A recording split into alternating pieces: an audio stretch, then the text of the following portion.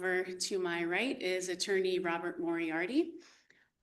And next to him is his photocopy, Jack Moriarty. He's here today in lieu of school. To my right is Kristen Menard Scheller. She's practices mostly probate, but she is a dear friend. And also unable to be with us, but watching live on Zoom is my daughter, Emma, and my son, Peter, is, as we speak, sitting for the biology MCAS test. So he's unable to. Sounds like they are where they belong. Thank you. We're going to start first with having the Honorable John Julian testify. Sir, you want to sit or stand, whatever you'd like. Chairman. Thank you for coming. Thank you for having me. Good morning, Mr. Chairman and distinguished members of the council. My name is Judge John Julian. I am presently the Regional Administrative Justice for Region 1 of the District Court, and I am the first Justice of the Barnstable District Court. I want to thank you for the opportunity to say a few words regarding the appointment of my friend Liza Williamson, Clerk Magistrate of the Egerton District Court, as Associate Justice of the District Court. I would like to commend Governor Healy and Lieutenant Governor Driscoll for their outstanding appointment. I've known Magistrate Williamson for over 30 years, stretching back to my days in the Suffolk County District Attorney's Office, where Liza started as an intern. It was there that I knew she was going to make a great lawyer. She is confident, fair, and well-reasoned. This carried her to her days in the Suffolk and Middlesex DA's office, and then she returned to Martha's Vineyard representing private and indigent clients in the community that she called home. It was there that we crossed paths again after my appointment to the Egerton District Court as an Associate Justice of the District Court. It was there that I saw the kind of lawyer and the person that she is. About 2 years into my tenure on the bench, long-term Clerk Magistrate Tom Teller, a staple on the Vineyard, announced his retirement. That is when I said to Liza, who listened to me for the first time, I told her that this would be a perfect job for you.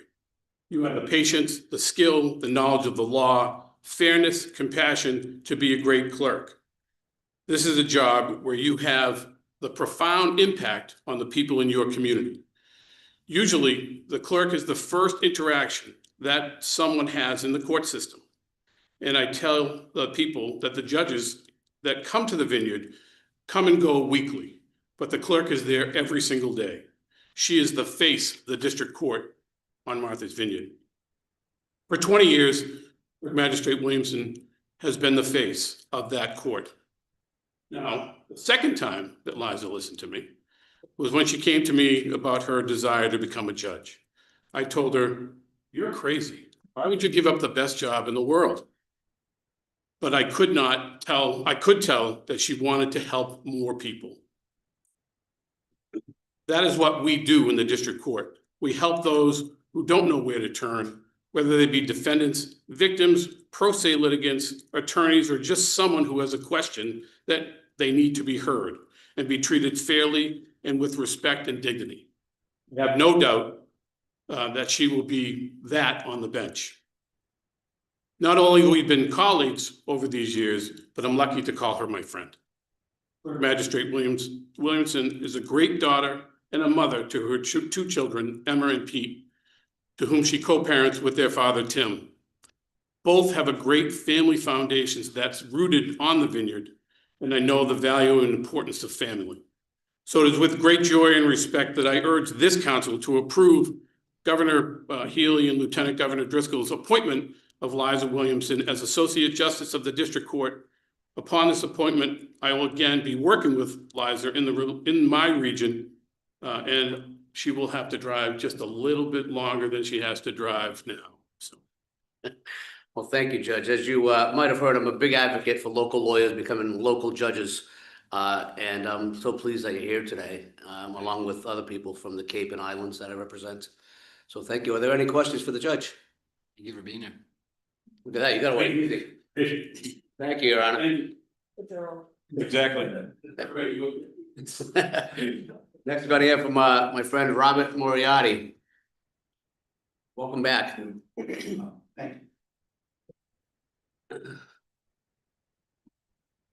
This is probably the third or fourth time I've done this, and it doesn't get any easier. You're sitting next to me.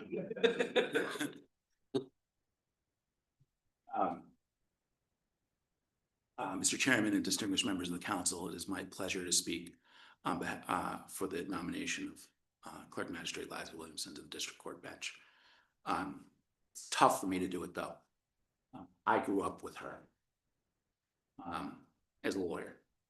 In 2003, I was an intern in the Cape and Islands DA's office, and she was a young, dynamic, aggressive, and thoughtful lawyer who impressed me immediately. She had already, though she was young, had a tremendous amount of experience from her time in Middlesex County and Suffolk County. I passed the bar in 2004. In 2005 to 2007, I worked on the island for Charlie Morano, and she helped mold me as a young lawyer. This was when I first saw her kindness, compassion, and innate fairness in how she did the clerk's job firsthand. When I became an assistant district attorney in the Cape and Islands DA's office in 2007, I watched her when I was assigned to the Nantucket District Court when Roxana Vieira retired as clerk magistrate of the Nantucket District Court. I saw her work tirelessly to run 2 clerk's offices, both on Martha's Vineyard and when she was subbing on Nantucket. She would have to be in Edgartown one day and Nantucket the next. And then since 2011, when I left the DA's office and entered private practice, and I should say, I meant to introduce myself more fully before, but I'm the supervising attorney for the for Public Counsel Services for the bar advocates on both Martha's Vineyard and Nantucket. I've represented hundreds, if not thousands, of people in show cause hearings before her. And it's the full socioeconomic spectrum of humanity. As Justice Hines put it in Brannigan, it's everybody from paupers to plutocrats. I've represented them all before her. And she has treated each and every one of them the same, with dignity, respect, and fairness. That being said, she wasn't afraid to cut people breaks or to work out divergent type resolutions to cases that everybody could agree with and that were fair under the circumstances. She was also not afraid to issue complaints against my clients, but she always did so in a way where she explained her reasoning in a thoughtful and caring way that had the people she had just found against thanking her a large percentage of the time. I urge you to approve her nomination without delay. Thank you very much. Thank you. Any questions for Mr. Moriarty? Not a question, but just a comment. I want to thank you for your work with bar advocates. I know this is a particularly challenging time. I'm concerned that it is going to get more challenging, and my hope, as I'm sure it is yours, that this will resolve quickly and that the bar advocates can get back to work. I hope so as well. Thank you. I second that. Any other questions or comments? Thank you, sir. Appreciate you coming up. You. Representative, I know you're not on the list, but do you have anything you'd like to say? Well, thank you, Mr. Chairman. Just very briefly, I would just say that prior to my election, I was the Assistant District Attorney assigned to the Edgartown District Court. I had the pleasure of working directly with Clerk Magistrate Williamson, and I would echo the statements of both Judge Julian and Attorney Moriarty related to her fairness as well as her compassion and presence in the community. Great. Well, I appreciate you being here, Representative. Thank you very much. So,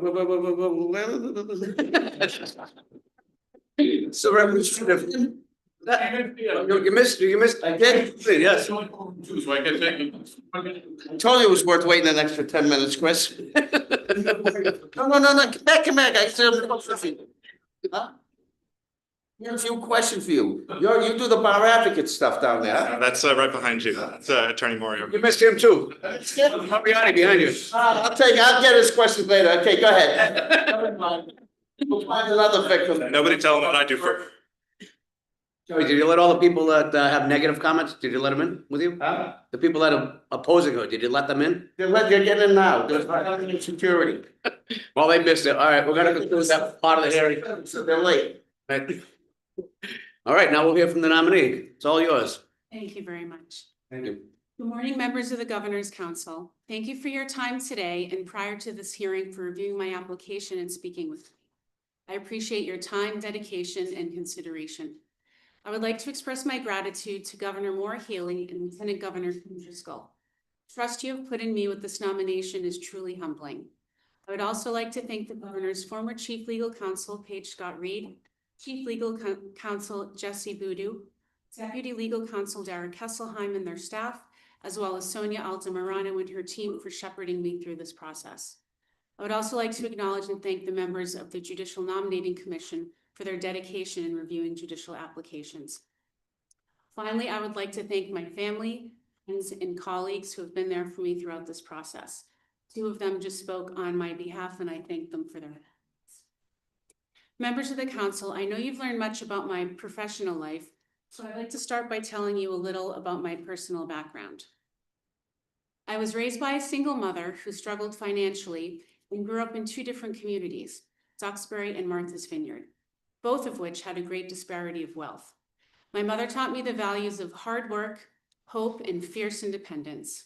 She bicycled me to the Montessori school in Scituate until I was 5 years old and painted the school every year in lieu of tuition. A few years later, after receiving a scholarship to the Museum of Fine Arts School, she would hitchhike into Boston 3 days a week. They had given her money to commute as part of the scholarship, but she used it to buy a washer and dryer. She taught me that there was always a way to achieve a goal as long as you weren't above anything and willing to work. My dad, who I spent many weekends with, also knew the value of hard work, and it was from him that I first learned the term elbow grease. I also learned how to put left English on a pool ball, and at 8 years old, how to rebuild the carburetor of a Panhead Harley Davidson. It's very fulfilling to see him now with my children in his role as Grandpa Walt.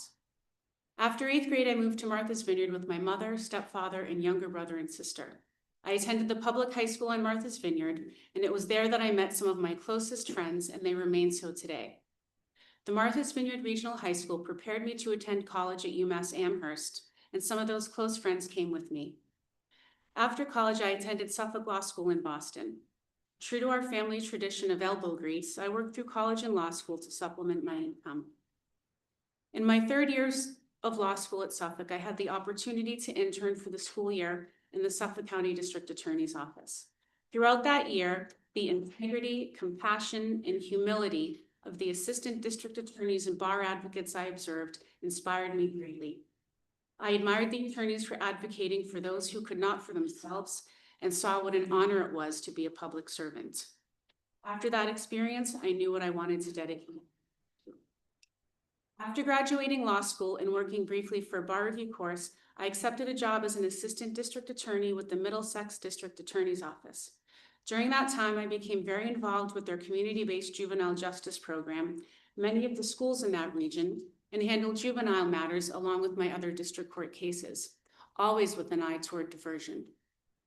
A couple of years later, I had the opportunity to return to the Suffolk County District Attorney's Office as their first school violence prosecutor, handling all incidents occurring in a school.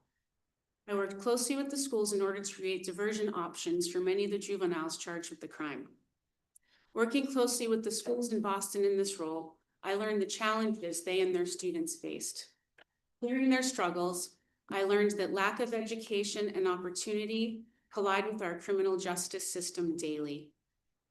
This reinforced to me, as my mother always had, that everyone should have the chance to rise above their circumstances. During that time, I also worked closely with many of the neighborhoods we served.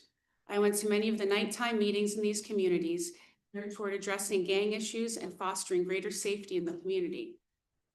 I became familiar with the many struggles these communities faced. I spoke with mothers and families who had gone through unspeakable tragedy, some losing a child to gang membership, or even worse, losing their lives from the community. After the Suffolk County District Attorney's Office, I moved back to Martha's Vineyard and opened a law practice focused mainly on civil litigation and criminal defense. I represented individuals charged with crimes as a bar advocate and as a private counsel. God bless you. I recognized throughout that practice the many reasons my clients ended up in the criminal justice system, including substance use disorders, mental health struggles, unstable housing, trauma, and sometimes just one bad decision. 21 years ago, I had the honor of being appointed and beginning my service as the clerk magistrate of the Edgartown District Court. I know that district courts, as our community courts, have an immediate and direct impact on people's lives. It is where people come to seek help and seek justice. It is crucial that the district court is a place where people are treated with dignity, respect, and compassion. And in that vein, I'm humbled to have a leadership role in our first ever recovery court. I'm awed by the bravery and remarkable fortitude of our participants and proud to say that we had our first graduation 2 weeks ago. Amid serving as clerk magistrate, I've raised 2 children. My daughter is 20 and just finished her freshman year at Fordham University. She is kind, smart, and brave. At the end of high school, she suffered a health impairment she has struggled to overcome. She has done so with a combination of grace and bravery. She is now home for the summer and working for her 5th year as a server in a restaurant on the Vineyard. She says one of the most friendly and talkative patrons she has served was President Barack Obama. My son is 15 years old and just finished his sophomore year at the high school on Martha's Vineyard. He is smart, kind, loves any and all sports, and on top of his high school sports teams, he plays unified basketball and unified track, which are school-based inclusive sports programs where students with intellectual and developmental disabilities play on the same team, promoting social inclusion. He also volunteers with the Special Olympics and is a member of the Best Buddies Club. When the school year ends, he will return to the job he had last summer at Farm Neck Golf Course. He makes good money there for a 15-year-old, but I suspect he does it because employees golf for free. In closing, if I am confirmed, I will take with me to the bench the compassion, empathy, work ethic, and knowledge my life experiences have given me. I will not ask, what have you done? I will ask, how did you get here? And I will be committed to the fair, respectful, and dignified treatment of every person who enters our courts seeking justice. Thank you, and I look forward to your questions. That was excellent. Summing up your 26 years of experience as well is unbelievable. We'll go over that later. For now, we're gonna have the councils ask questions. Councilor Civil, you're first. You, Liza, congratulations on your nomination.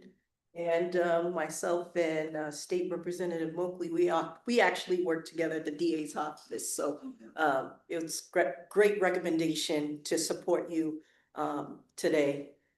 And my question for you would be, what traumatic experience, if you had any, that helps you understand how the criminal justice works, especially when those who are in a vulnerable state in their lives coming for help to the court system? What has changed your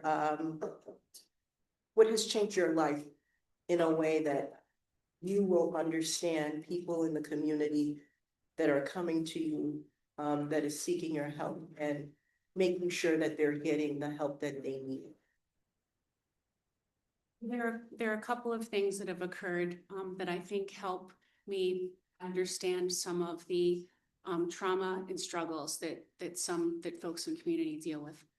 I think as we talked about on the phone, similar question.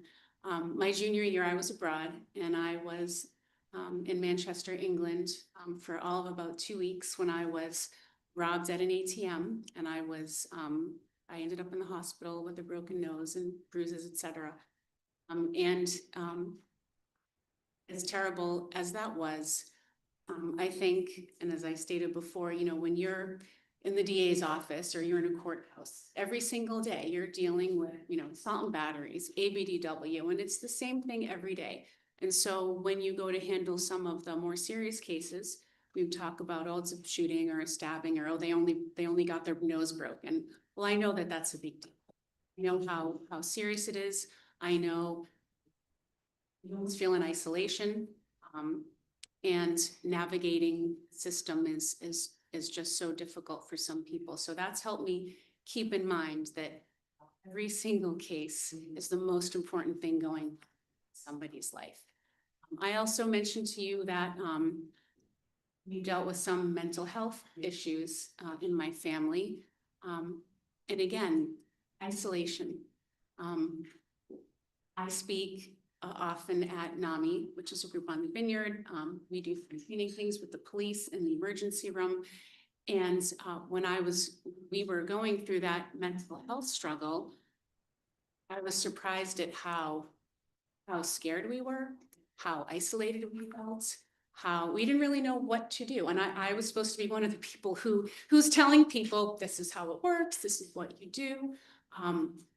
But you know, it's, you just feel isolated. And as I said to you, God love any family who doesn't have to handle any mental health struggles. That's wonderful, but most families do. And I think it needs to be talked about more. Thank you so much for sharing that. I know we had a conversation how in the Martha's Vineyard area, there's a large Portuguese population, and you know, given different cultures, they really don't know how to identify mental health. For the simple fact that you went through that personal experience, I think will help identify when someone is acting out of character in the courtroom, that you can pinpoint, okay, something is wrong. Let's take a step back and call this case again, and have the attorney figure out how we can help this individual get the treatment that they need. So thank you for sharing that. So you mentioned the Portuguese culture and mental illness. We have a thing called CPH. You know what that is? Portuguese hysteria. It happens. Councilor Dolan. Thank you so much. Wonderful to see you today. I enjoyed every minute of our conversation, and I want to give a shout out to your children, Emma and Peter. I'm so glad that they're able to watch remotely. I know they must be so proud of their mother today, and how much it must mean to you to know that they're watching you. So I wanted to, I also want to correct the record. Well, maybe not correct the record, but just another perspective. One of the reasons I enjoyed our conversation so much is that you were in fact a phenomenal listener, and your answers were very comprehensive and even went in many cases beyond what I was asking in a way that I found really, really helpful. And before I get to one of those terrific answers, I just want to point out that you went to a Montessori school. I did not go to a Montessori school, but I went to what was called a free school, which is a similar, very similar idea. The idea is that children are not under authoritarian rule, they are free. And it really shaped my understanding of how the world works, what is best for people, what they need in order to thrive. And I'm guessing that it had a similar impact on you, and that is shown in the work that you do. Can you talk about that a little? Well, I love schools like that, and I love the Montessori schools. And Maria Montessori, who started Montessori, actually felt that, you know, children, they need to feel safe and they need assurances. But by giving them that freedom, they have that safety. Sounds kind of ironic, but they do. That works. I went to a school that was based on A.S. Neil's school, Summerhill in England, and A.S. Neil believed that the work of children is play, and they learn through play. And so when you have authoritarian influences who are curtailing that, they don't function as well. Absolutely. But we digress. One of the great answers that you gave me was in talking about being a clerk magistrate. And you pointed out the diversion role, the incredibly critical diversion role that clerk magistrates play. I think clerk magistrates have gotten a bad rap. People don't understand how enormous the job is, how much it includes, and they do not get the diversion piece. Can you just educate folks who are watching who may not know about this? I think it's really important. Sure. So oftentimes if it's not an arrest and it's a misdemeanor, folks are entitled to a clerk's hearing to make sure that probable cause exists for the case to go. The case would come before us, and if probable cause is found afterwards, they would be officially charged and arraigned in the district court in front of a judge. That would create a record for them. And I think I joked with you that part of my job was making sure that all the kids on Martha's Vineyard got through high school with no criminal record, which I've almost done.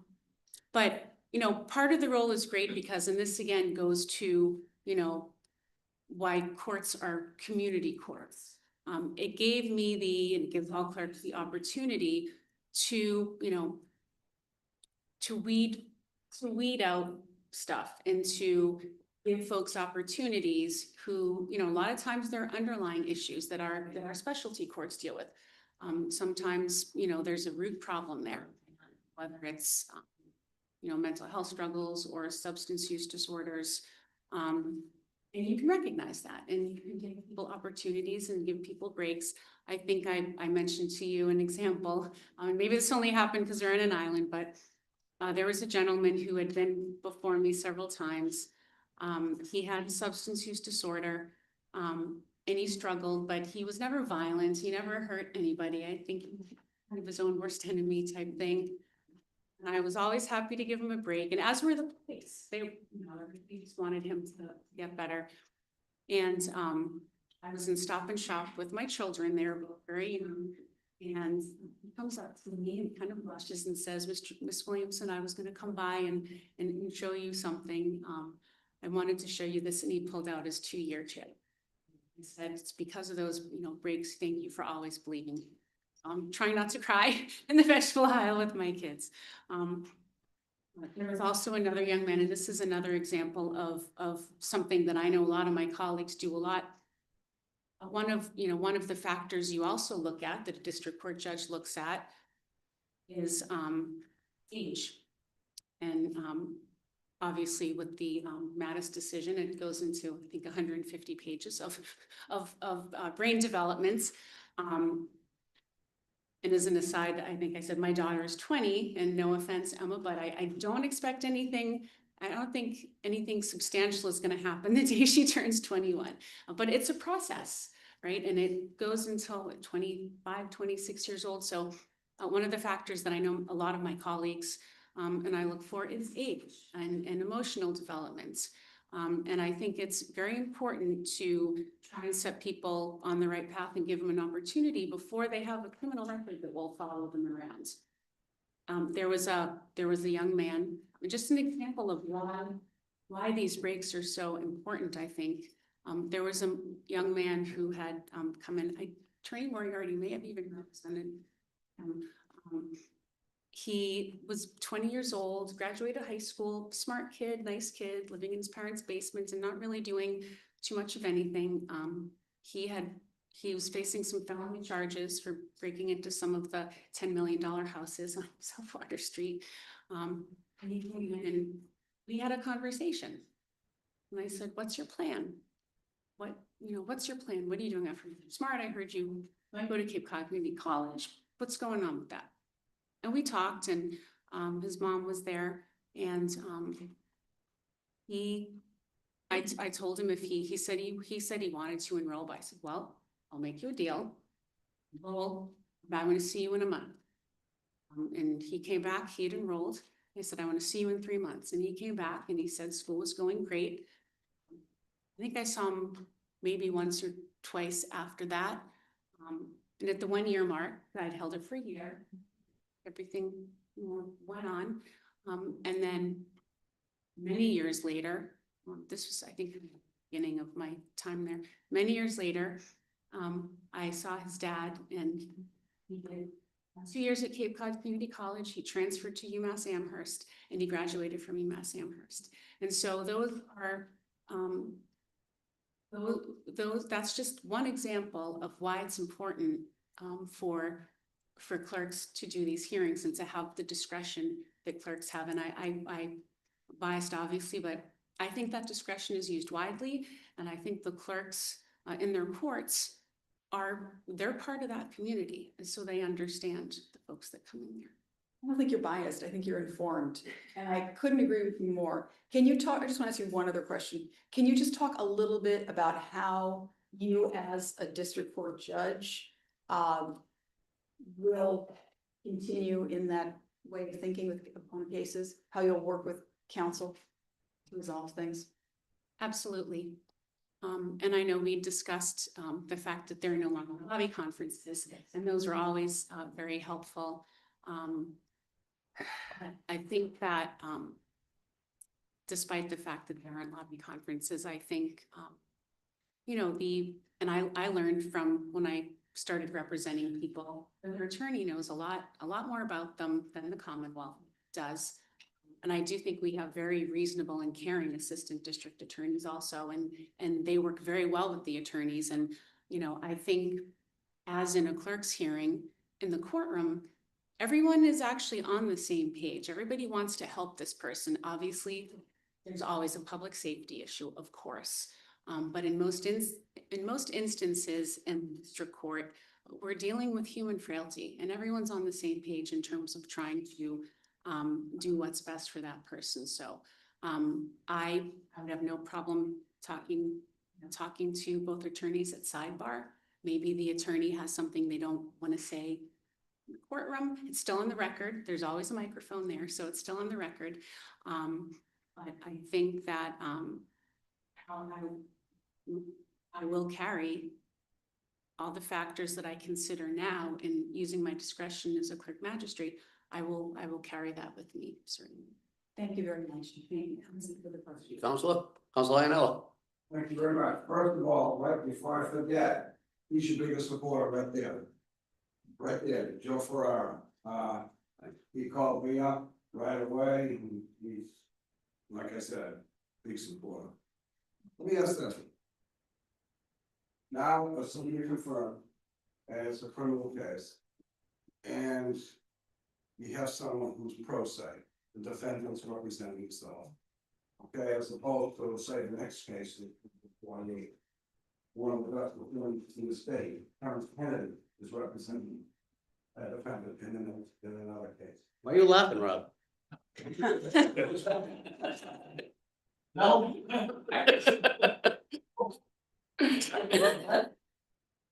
Jeez, Do you treat, I disagree with them, but you know, you don't have to laugh. do you treat the pro se defendant any different? You're a humble person, you appear to be compassionate. And, you know, in your next case, you got an experienced trial attorney. And the case in front of you now is this pro se individual. And he's shaking, he's nervous. You treat him any differently than the next case? I think You're human, I mean. when we have pro se defendants, and that happens a lot. I hear small claims matters. Treble damages is $21,000 now. So and oftentimes one side has an attorney and the other side doesn't. And you know, sometimes I think the benefit of having an attorney is that they bring out all the relevant factors, et cetera. But essentially, I think people almost, no offense to attorneys, do the same.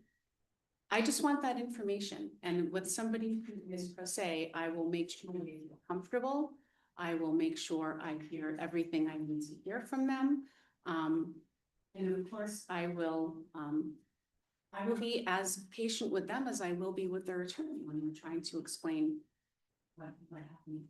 No, I get that, but with all due respect, an experienced trial lawyer, more likely than not, is gonna do a hell of a better job than a pro se, more likely than not. I mean, just take the Karen Reed case just for a second. I know all attorneys on both sides, they're top boys. I just can't believe any of it. And they're as good as they get on both sides. I can't believe a pro se, yeah, you could get lucky, he or she could be, wow, it's not. But they don't know the law, they don't know when to object. So that's what I'm saying, you're gonna give I'm getting the sense you're gonna treat them no different. And I'm not saying that's right or wrong, but is that, am I right? And I mean, I think it's absolutely fair to give them some leeway. I mean, the part of the judicial system is due process, right? And that's notice and the right to be heard. So if I feel that they need a little extra time, or I will hear them. I certainly won't treat them differently. We wouldn't be any different, but I would certainly make sure that they were heard, and I would treat them exactly the same. Just as when I have hearings, I'll have somebody who comes in with one of the top attorneys in one case. And then if there's a similar case, and it happens a lot of times with minors in possession of alcohol, you know, one person will have an attorney that they're probably paying paying a lot of money for the first hearing. And then we'll have somebody right after them who might have been at the same party, and they'll be there by themselves, kind of shaking in their dorm room, as I can see from their Zoom. And they both get the exact same disposition. Okay. What about I remember when they did, they didn't call it back then, bar advocate, they called it court appointed work, same thing. But the judges, a few years back, would ask questions, okay? Call it for clarification or for whatever. Now, again, this pro se defendant, you know what he or she's trying to say, but it's just not coming up. Would you ask any questions to clarify an issue? I would, absolutely, because in order to make a good decision, I need to have all of the information that there is, all of the relevant evidence. And if somebody needs a little help getting that out, I will help them. Okay, let's go. He's supporting this, so. Great, great. I gotta ask some more questions. Now, you have now a defense attorney. He or she, you can tell, is nervous. Could be their first case. And they got $1 million, they're all nervous, and it's an operating under. Okay, I'm sorry, the prosecutor is new, you can tell the prosecutor's new. And he or she's doing the job, asking the questions, and then the defense attorney says, you got someone like Kennedy again, says, well, motion for required findings, not guilty. Prosecution didn't didn't prove that it's a public way. And they've rested their case. They rested their case, and this prosecutor did $1 million asking, you could tell it was maybe first, second, and listen, all their answers, you did a really good job. Why to do that? Okay? And you even know this, let's even go farther. You've been a clerk for a number of years. And, well, we'll forget that part. Yeah, what are you gonna do? Unfortunately, I would have to direct them out because they've closed their case and they missed an element. That being said, Could I make a motion to reopen the case? unfortunately, no. That being, Even though, when you were a clerk, you know this defendant is one hell of a bad apple. He's bad. But you've had cases before him. And you know he's a threat to the community. He's been arrested 3 or 4 times for OUI, and he almost killed someone. Not guilty? the only thing I would be considering is that case before me and the evidence that came in or didn't come in on that case. Okay. Now the trial's over. Would you, and you know the prosecutor was real nervous. Do you call the prosecutor maybe at the end of the session or sometime later to the sidebar in more of a helpful manner? You know, Mary, hey, Joe, you did a fantastic job. You know, you do anything like that? I think it was my second week in the Somerville DA's office. I had my first, No. it was my first trial. And the defense attorney put on the witness. The defendant was there. I asked my witness, an ABDW, I asked my witness to, to point to the person who committed the crime. They pointed to him, and the defense attorney said, well, are you sure it wasn't him? And pointed to the defendant's twin brother in the audience. And so, one not guilty later, Judge Paul Mahoney, who was a true scholar and gentleman, pulled me up and he said, you're doing a great job. I know you work hard. You did a good job, however, I want to show you something. And he showed me the pretrial conference report. And he noted that they did not give notice of an alibi defense. And he said, if you had asked to see the pretrial conference report, you could have objected and I would not have let him do that. And from that day on, they never had a trial without looking at the pretrial conference report before. And so in answer to your question, yes, I would absolutely pull them up. I remember that moment, obviously, clearly, this is 28 years later. I remember that moment. I remember his exact words. And it meant the world to me, especially when you're a young ADA and you're working hard and you're not getting paid much, or bar advocate, who clearly they're not getting paid much these days. It makes a very big difference. And I think that judges need to be role models for attorneys also. Thank you for that answer. Speaking about advocates, what do? You're confirmed by the council, you're sworn in, and I assume they haven't resolved their case, they haven't resolved it yet. What do you do in a situation where there's 5 or 6 defendants, doesn't mean, matter how many, and they need court-appointed attorneys? What do you do in a situation like that? That's something that obviously has just recently happened.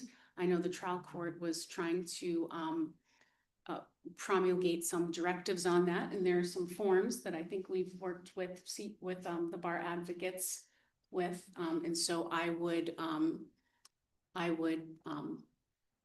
follow the guidance of the trial court. And I'm curious, and that's what you spot. What is the guidance now? You know, I don't know. Certainly, I don't think he's on the stand. no, What am I saying? certainly not.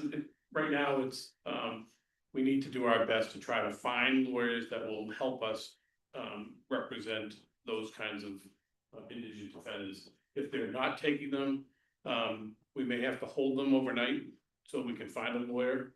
CPCS in their own lawyers that work for the Committee for Public Counsel Services are only taking appointments now on their own duty days. So if they're in the courtroom and it's not their duty day, they don't take that appointment. So there are things that we're doing in the trial court right now that we're trying to keep list. We're trying to not hold people that would normally not be held. So what I've been doing, if I don't intend to hold them, even if they had a lawyer, I would arraign them and let the DAs make their pitches for what they want to do, and I'm going to release them and put them, give them a date, probably in 30 to 45 days. And our hope is that this will be over. But if they need, we're running into dangerousness hearings and cases where they really need an advocate. I've kind of looked at some of the private bar that if they're in front of me and they're in there every day, I might give them the, hey, can you do me a favor kind of thing, and then we'll deal with it down the We road. have to reciprocate. Counselor, I treat everybody fairly. Judge, I'm gonna follow up on it. I'm just warning you. Most of the lawyers in this room that come in front of me, they're usually on TV, they're not actually in front of me, but I'll leave that. Okay. I don't have any further questions. Thank you. Look, Kennedy, go get him. All right, I'm gonna get to you in a minute. Questions. I'm actually looking forward. Okay, first of all, before we start, you know I have to vote for you because of your brother on the vineyard that's been harassing me every day and called me this morning. You know what I'm talking about. She doesn't even have a brother. Lawler. Okay, can you do me a favor? Can you get him a job somewhere? Since he retired, he calls me every day. I'm referring to the former clerk. You can pour coffee. Huh? You can pour coffee. Yeah, you can pour coffee. Okay, how long you been the clerk? 21 years now. 21 years. So you got the job when you were like 17, 18? Thank you. I was only 5. It was a mere 5 years. I was 32 years old. Look, we already know each other. You already know I'm voting for you. He'd kill me if I didn't. Lawler would kill me if I didn't. William would kill me if I didn't. So you got me, all right? But I am gonna follow up with some of those bar advocate questions because I've sort of been like banging my fists with respect to that. I gotta tell you, Judge, those folks who step in and help you out, I don't have a lot of respect for. To be honest with you, okay? I think they should be, I've never been a bar advocate. I've never been a public defender. I think they should support those folks. They're making crap money. I think I saw some calculations that after they pay for medical insurance, after they pay for malpractice insurance, which they are required to have, that it's the equivalent of $45,000 a year. Is what they end up with if they max out at it. It's a joke, okay? And I'm gonna direct some of this to my friends in the legislature. Right now, I have some numbers, okay? There's like in Suffolk County, there's 163 unrepresented people looking for bar advocates, and 44 of those are held. They're in jail because they can't get a lawyer, okay? In Middlesex, there's 171 people held without a lawyer. I don't know how many are held. With the right now, I'm looking at the June calendar in Middlesex and Suffolk. There's like in the BMC Central for the next week, 0 bar advocates available. BMC Roxbury. On Monday, there's 2, Thursday, there's 1, none the other days. BMC Dorchester, there's 1 on Friday or Thursday. Rest of the week, nobody.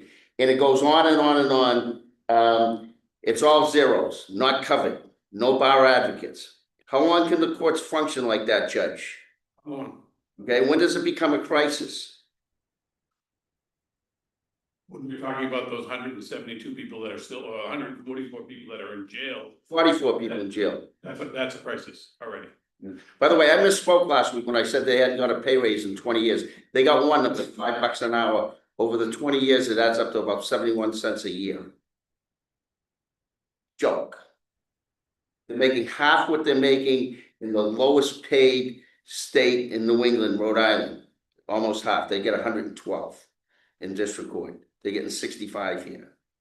I don't know. I don't understand why somebody isn't doing something about it. I don't get it.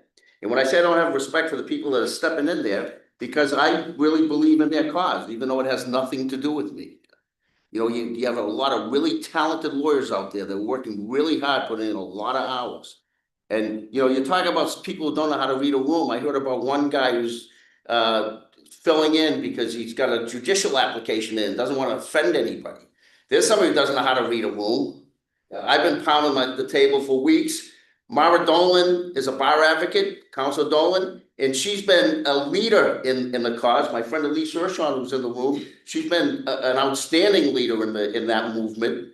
Okay, there's somebody who doesn't know how to read a room. You know, I have to question his judgment if he was sitting here. Anyway, I'm voting for you. Do you have anything about the nominee? Everybody know her. You already know her. We're voting for her. She's terrific. She's going to be one of the two. She's going to far surpass Julian in terms of it's not even close. Huh? She's not even a judge yet. She surpassed Tommy Barrett. All right, Councilor DiPaolo. Thank you, Counselor. Good morning. Congrats on your nomination. First, I just want to thank my colleagues and Councilor Kennedy for bringing up this issue. I know we're concerned about due process right now. Milford is no longer in my district, but a high schooler was taken into custody just last week, I suppose, for being in the big bad gang of Milford High School band. But with all this concern about due process, I am startled that the folks in positions of power to make decisions to fix this problem are not being more vocally. I'm sure things are going on behind the scenes, but I sure hope the legislature recognizes this for the problem it is. We had a great conversation. We talked about all sorts of things, including opportunities you've had to advocate for your district, something I sympathize with.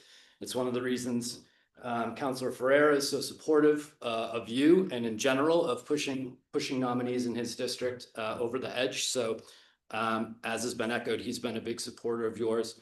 I got a call from Tom Turco, which I won't hold against you.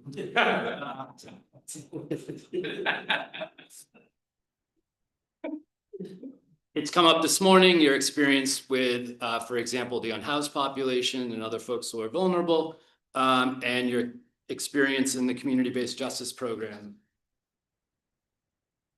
which I appreciate as a former educator. and someone who's worked on the law side of juvenile too. And Counselor, I do have a question here. I'm almost done talking. Counselor Dolan brought up Montessori school and kind of the self-guided and individualized learning there. And I won't get into a whole thing about Alvin Cohen and what education should look like, but in your role, I'm guessing on the community-based justice program, you may or may not have seen what I've seen, which is, as an example, you know, the underprivileged kids in our communities tend to do poorly on standardized tests, and they get put into remedial programs rather than anything remotely resembling individualized learning. Then we see behaviors ramp up. Then we eventually see criminal justice involvement. I never partook, but I've been on Duxbury Beach in my early 20s, and I've seen things broken up and diversion at that immediate point of law enforcement of go away, I don't want to see you again. But parties like that with 20-year-olds in other communities might not end that way if the police are called. This is all a long way to say, I'm wondering, in all the discussion we've had about the things you take into account for the folks before you, how do you weigh prior records, and how do you, is there a moment for you as a judge to inquire about that record and how it came about? I think judges have to keep in mind, and anybody in the court system, probation, anybody who's dealing with individuals coming in, that, you know, what we see before us is just a snapshot in their life of what they did on the beach or what they did. And we have to treat them, you know, there's no cookie cutter justice. It's not, you can't just, you know, vending machine justice. It's not real. And every individual has to be looked at as an individual. Obviously, if somebody has a criminal record, you know, that record just tells you what they've been charged with and what the disposition does. And I think in those records, you know, there's a lot of, unfortunately, there are a lot of disparities in our criminal justice system. And I think judges need to keep that in mind when they're looking at a record. As you said, folks in different communities may be treated differently. I think the Harvard Gantz report talks about that, certainly, justice disparities. And so I think you can, you know, you can rely on the fact that that is officially their criminal record, but you also need to keep in mind, where did they come from? What is their socioeconomic background? What maybe put them in that bad position to have a record in the first place? Sometimes there are generalizations made. There are, you know, there might be assumptions made. And I think that's just something that you need to keep in mind as a judge. When you look at the record, it's true that's their record, but it doesn't tell you what's behind the scenes of that record. Thank you for your thoughtfulness. As I said, we had a good conversation. I especially appreciate from the conversation this morning that it seems like you've treated your current role as being community centered and knowing the folks coming in and out of the courthouse. So I have no further questions. I look forward to supporting. Thank you, Counsel. So I know we've talked a lot about your personal life and things like that, but some of the things that you've done haven't been talked about. But I just want to mention your extraordinary career as someone who taught people how to take the bar exam for a while in Barbary. Are they still in business, Barbary? Right? An assistant district attorney in Suffolk and in Middlesex County. Probably tried hundreds of cases is my guess. Clerk magistrate for over 20 years on an island. Like, how do you survive that without having like a bunch of enemies here today? It's usually a winner and a loser in some of these cases, right? So congratulations. And then outside, the YMCA involvement, the Montessori school, your church, the youthful, the school violence program you did in Boston was phenomenal. An extraordinary candidate. And Judge Crimmins called me yesterday. I told him I would mention that. I got lots of calls about you. You have a great, unbelievable support team here. Does anyone else want to say anything before I close up the meeting? This is an historic event, and I wore my favorite tie to celebrate this. She's the first nominee in 250 years for Martha's Vineyard. So congratulations. I'm pretty sure you have the votes. We will be voting on this later today. So thank you for your years of service and all you've done, and thank you for applying. I'm sure you're going to be a great judge. And with that, we're going to conclude the hearing.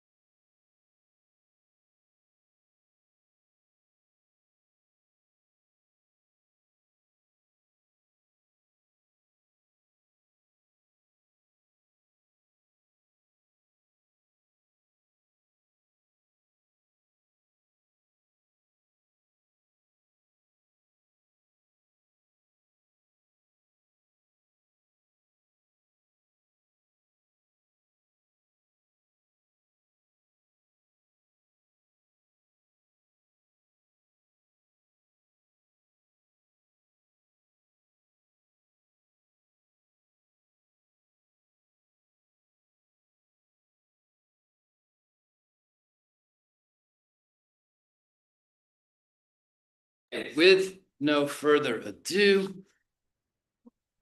I will call this hearing of the Governor's Council to order.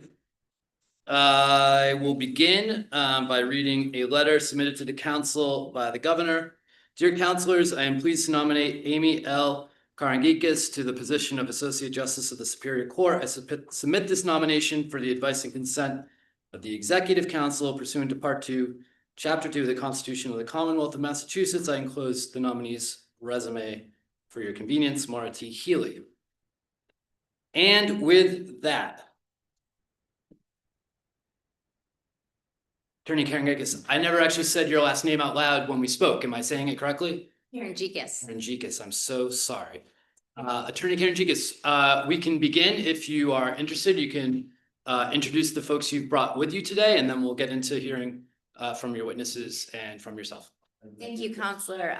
With me today are my witnesses, the Honorable Judith Cowan and Samantha Ross. I also have my husband, Mark Karangekis, my son, Jason, daughter, Grace, and I have some friends and colleagues from the Attorney General's office, Kathleen Celio, Ann Sturman, and Jen Cotter. Thank you all for being here. If you'd like, we can go ahead and hear from the first witness you brought with you today.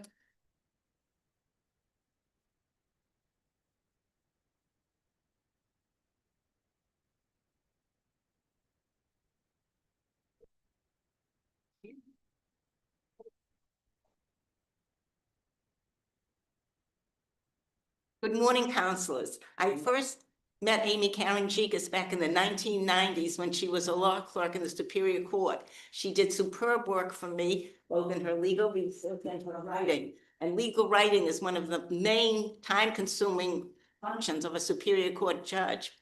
Then fast forward, I went to the Supreme Judicial Court. And as you know, the justices on the Supreme Judicial Court really have their choice of the best and the brightest young lawyers in the Commonwealth to be their clerks. Yet, rather than accept another applicant, I reached out to Amy and asked her if she could possibly clerk for me on the SJC. She was flattered, but she said by now she had a young family and she couldn't possibly commute to Boston 5 days a week. Even though this was long before COVID and long before anyone did remote work, I offered her to work remote wasn't in my vocabulary, but I offered her to work a couple of days at home and a couple of days in the office because I knew she could do it just as well as if she were in Boston all the time. And frankly, I admired her feelings about her family, knowing that even at that young age, and she had excellent judgment, that was the most important and enduring contribution she could make, to be home enough of the time with her young children. She worked for me on the Supreme Judicial Court for a year, and she was just as productive as my other law clerk who was in the office 5 days a week. Again, she did excellent research, writing, and was helpful in every way, extremely pleasant, and very, very quick at her work. Fast forward, and Amy didn't want to take the typical legal path. She did contract work, and I recommended her to a friend of mine, a lawyer in Maine who had a very complex civil case. And he had her help him every bit of the way and was extremely pleased with the work she did. She also taught legal writing at a local law school. And I know someone very well now, a Superior Court judge, who told me then what she was and how good she was in her legal writing. I understand that some have wondered about the number of trials, Superior Court jury trials, Amy has tried. I'll mention a few people who I know a lot of you will remember. Bill Young, Jim McHugh, Barbara Rouse, Steve Neal, and Susan Garsh, all of whom became some of the most respected judges in the last decades here. In fact, Bill Young went on to become a federal district court judge. Jim McHugh, the councilors confirmed again as an appeals court judge, and Barbara Rouse became Chief Justice of the Superior Court. Susan Garsh tried the famous or infamous Aaron Hernandez case, the tight end for the Patriots, and she did a superb job trying a very difficult civil case. None of those people had more, and some had less, Superior Court jury trial experience than Amy. And I know that if you confirm her, which I hope you will be as proud of her as your former colleagues are of the confirmation vote they cast for those justices. Thank you for your time and attention. If I may, Thank you. Any questions from the council, Councilor Kennedy? Judge, it's great to see you. Nice to see you again. I'm gonna say this out loud. 42 years ago, I got out of law school last month, and my job was second seating Judge Cowling and 3 other people in Norfolk, in the Norfolk DA's office, and the little office in the back, parking lot. You've done tremendous things in terms of your career, and I want to thank you for that. Giving your time on the Supreme Judicial Court, you learned some great decisions, mostly that were very helpful to people in ensuring that they got the rights that they deserve. It is just great to see you, and it would be very hard for me not to support this nominee with you here. Thank you very much. And your whole family, your daughter's a Superior Court judge now. I know your husband was on the appeals court. So they're very dedicated to public service, and I thank you for that. And I am not gonna bring up Betty's Rolls Royce. Thank you for those kind words. I appreciate them, but you make me feel ancient. How do you think I feel? Thank you, Justice. Judge, how do you think I feel? I knew your mother. Really have been sitting here thinking how fabulous you look, so. Very good. Thank you. Justice, thank you for being here. Your testimony was very valuable. We appreciate it. Thank you. It's my pleasure to be here. I never thought back in the 1990s I'd be here for you, either of us.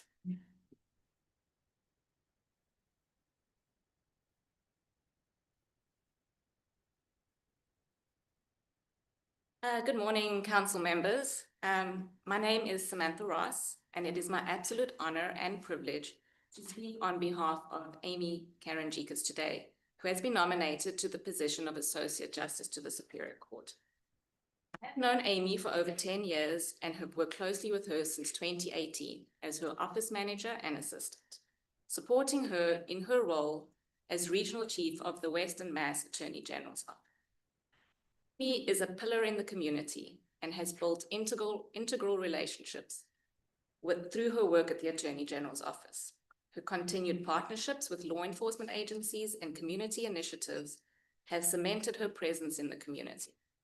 She is highly respected all over the state, and I have seen firsthand how she has given her utmost commitment to matters across the office, to include consumer protection, civil rights, elder abuse, and marginalized communities. Amy has represented the Commonwealth on large-scale criminal prosecutions and investigations, and worked closely with both state and federal law enforcement agencies. These include the Massachusetts State Police, Sheriff's Offices of the Western Massachusetts area, the Federal Bureau of Investigation, Drug Enforcement Administration, the Bureau of Alcohol, Tobacco, Firearms, and Explosives, and the United States Attorney's Office. I have watched her work tirelessly on cases and have admired her unrelentless commitment and utmost focus, thorough and meticulous manner she applies to all her work. She is extremely well informed of significant criminal matters of interest in the area, including human trafficking, gun violence, and narcotics. Amy makes it a priority to attend many task force working groups, specialty meetings to stay apprised of these important topics affecting the community. As a person, I cannot properly express the extreme respect I have for Amy as an individual, supervisor, manager, and friend. Amy never falters in her excellent communication and her approach towards her staff and colleagues. Her strong moral compass always guides her to manage every situation with the utmost poise and respect. Amy is kind and patient and always takes the time to help anyone on her team, no matter how busy her schedule. She always treats everyone equally in an unbiased manner and encourages professional and personal growth for everyone. Throughout the years, I have seen many complicated staff matters, stressful work decisions, and high-level confidential incidents be navigated by her. Every time Amy has managed these with integrity, utmost fairness, patience, and respect. Over and above all Amy does, she volunteers her time to the Big Brothers Big Sisters program, as well as the Lasagna Love program, where she provides home-cooked meals for families in need and hardship. She has a large family that she supports and guides so graciously and manages to do the same for her office family. How she does it all, I do not know. Personally, Amy has supported, guided, and helped me as an employee and friend. My entire family reside in South Africa, and she never hesitates to give me extended time off to take the trip home. Even recently, when I had to be away for over a month to take care of my father. During COVID, Amy's incredible understanding helped me immensely when I tried to balance work with a new baby. Her compassion and flexibility were invaluable in such an uncertain period. Amy is humble, courteous, and understanding, and the true epitome of good character, impeccable legal standing, and fair process. As a judge and servant of the Commonwealth, she will excel at all levels. I wholeheartedly support her nomination. Thank you for your time. Thank you very much. Are any counselors interested in asking questions of the witness? No? Thank you very much for being here. We appreciate it. Before we get to your statement, I just want to introduce the counselors. We have Counselor Joseph Ferreira, Counselor Tamisha Sybil, Counselor Mara Dolan, Counselor Christopher Ianella, Counselor Terry Kennedy. I know Counselor Ziegler and your home counselor, Counselor Jacobs, are tending to their children and families today. So we take our work serious, but not more serious than that.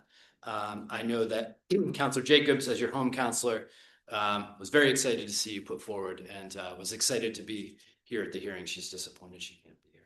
And with that, if you'd like to offer a statement on your own behalf, please go ahead. Thank you.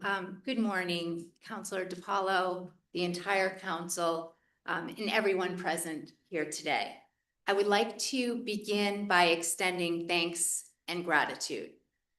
I am thankful to Governor Healy and Lieutenant Governor Driscoll for this nomination and for their faith in me.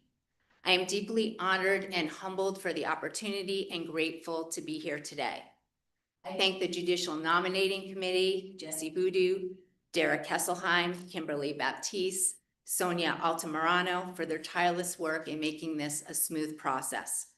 I am thankful for my witnesses, Samantha Ross and Justice Cowan, for their support and kind words.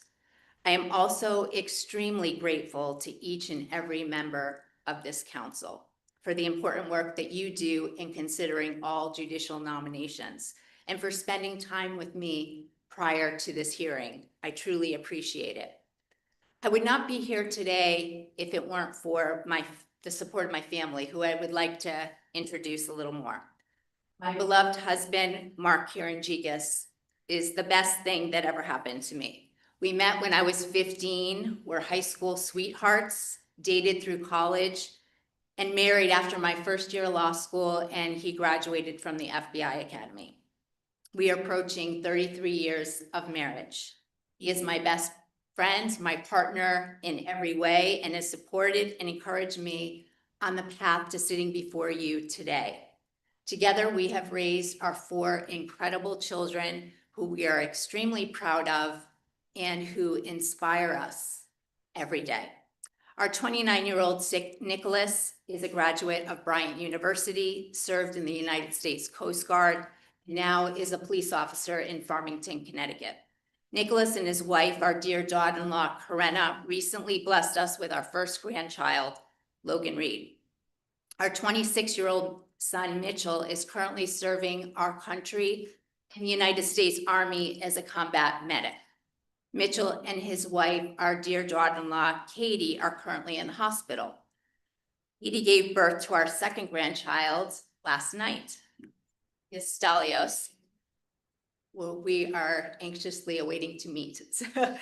Our 24-year-old son, Jason, who is here, is a graduate of the College of Holy Cross, is devoted to urban school development in underserved communities in Boston. He is the chief of staff for the Campaign for Catholic Schools, and his fiancee, Hannah, is an elementary school teacher in Dorchester. Finally, our 21-year-old daughter, Grace, is a rising senior at Fairfield University, majoring in biology, and like her brothers, seeks to use her gifts to help others. My father and mother, Roger and Sharon Pryor, who are watching, if they could figure it out remotely, gave my sister, brother, and I all they had, instilling in me the belief that I can do anything in this world with hard work, perseverance, and a moral compass. I also feel joined today from above by my extraordinary grandparents who had a tremendous influence on my life, and my incredible and loving mother and father-in-law. I grew up in a small farm town in Cromwell, Connecticut. I was surrounded by a close-knit family and extended family in a community where everyone knew and supported each other. I was the first person in my family to graduate from college, and I knew what a privilege that was. My father had to drop out of high school to provide and care for his sick parents, and my mother got pregnant with me after they wed at 19 and has suffered from severe medical issues throughout her life. They wanted for me something that they didn't have, an education to do good in this world. This privilege moved me to seek a path where I could give back and help those who are less fortunate than myself. While I first considered being a teacher, I followed a different path. My college swim coach, without knowing it, influenced my decision to go to law school. She was an incredible woman who was a fierce advocate for equal treatment of women and then male-dominated and focused collegiate sports.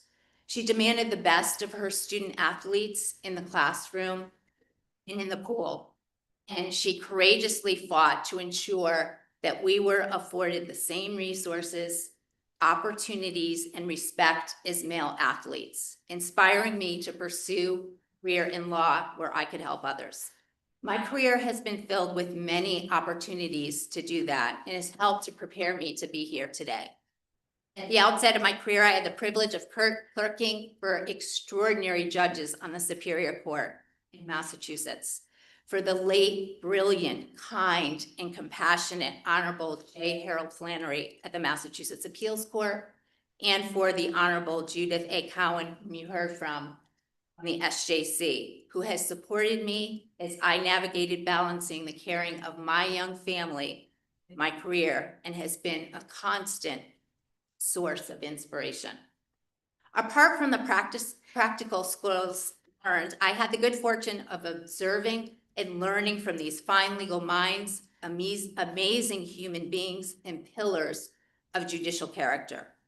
I learned the importance of objectivity, neutrality, and fairness, understanding and listening to each party's perspective, seeing the world through eyes other than your own, and the difference that judges can make in our communities and the lives of others.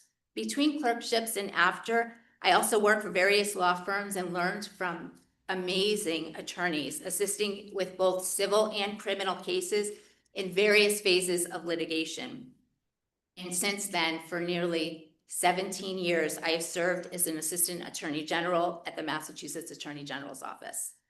I have had incredible and brilliant mentors and colleagues devoted to serving the public interest, where we are held to the highest standards in and outside the courtroom. I am so grateful for the extraordinary opportunities and the skills that I obtained there. I've been entrusted to handle both civil and criminal matters in the Massachusetts Superior Court, the Appeals Court, and the SJC, as well as defending Massachusetts state agencies and officials and challenges to our Massachusetts trial court decisions in our federal courts. I have also been privileged to see the human side of the office's work. I've worked with and learned from Western Massachusetts communities, service providers, and external partners in areas of community outreach and engagement, youth and emerging adults, reentry, and the opioid epidemic. Being the mother of 4 children, youth is near and dear to my heart.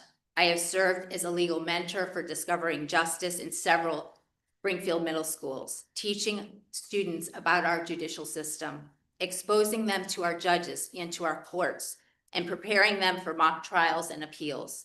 The experience has been one of the most rewarding of my careers. I have also served as a big brother, big sister of Springfield's. My little sister and I were matched when she was in middle school and will soon be a high school senior. She has struggled with trauma and mental health issues, but is an amazing survivor who has taught me so much and has made a significant impact on my life. Through all these experiences, I have come to further appreciate the crucial role of the Superior Court and what that role plays in our state's judicial system. Entrusted to handle the most complex civil and criminal matters that impact the lives of others in our communities. Public service is where my heart lies. The possibility of serving as an Associate Justice of the Superior Court would be a great honor.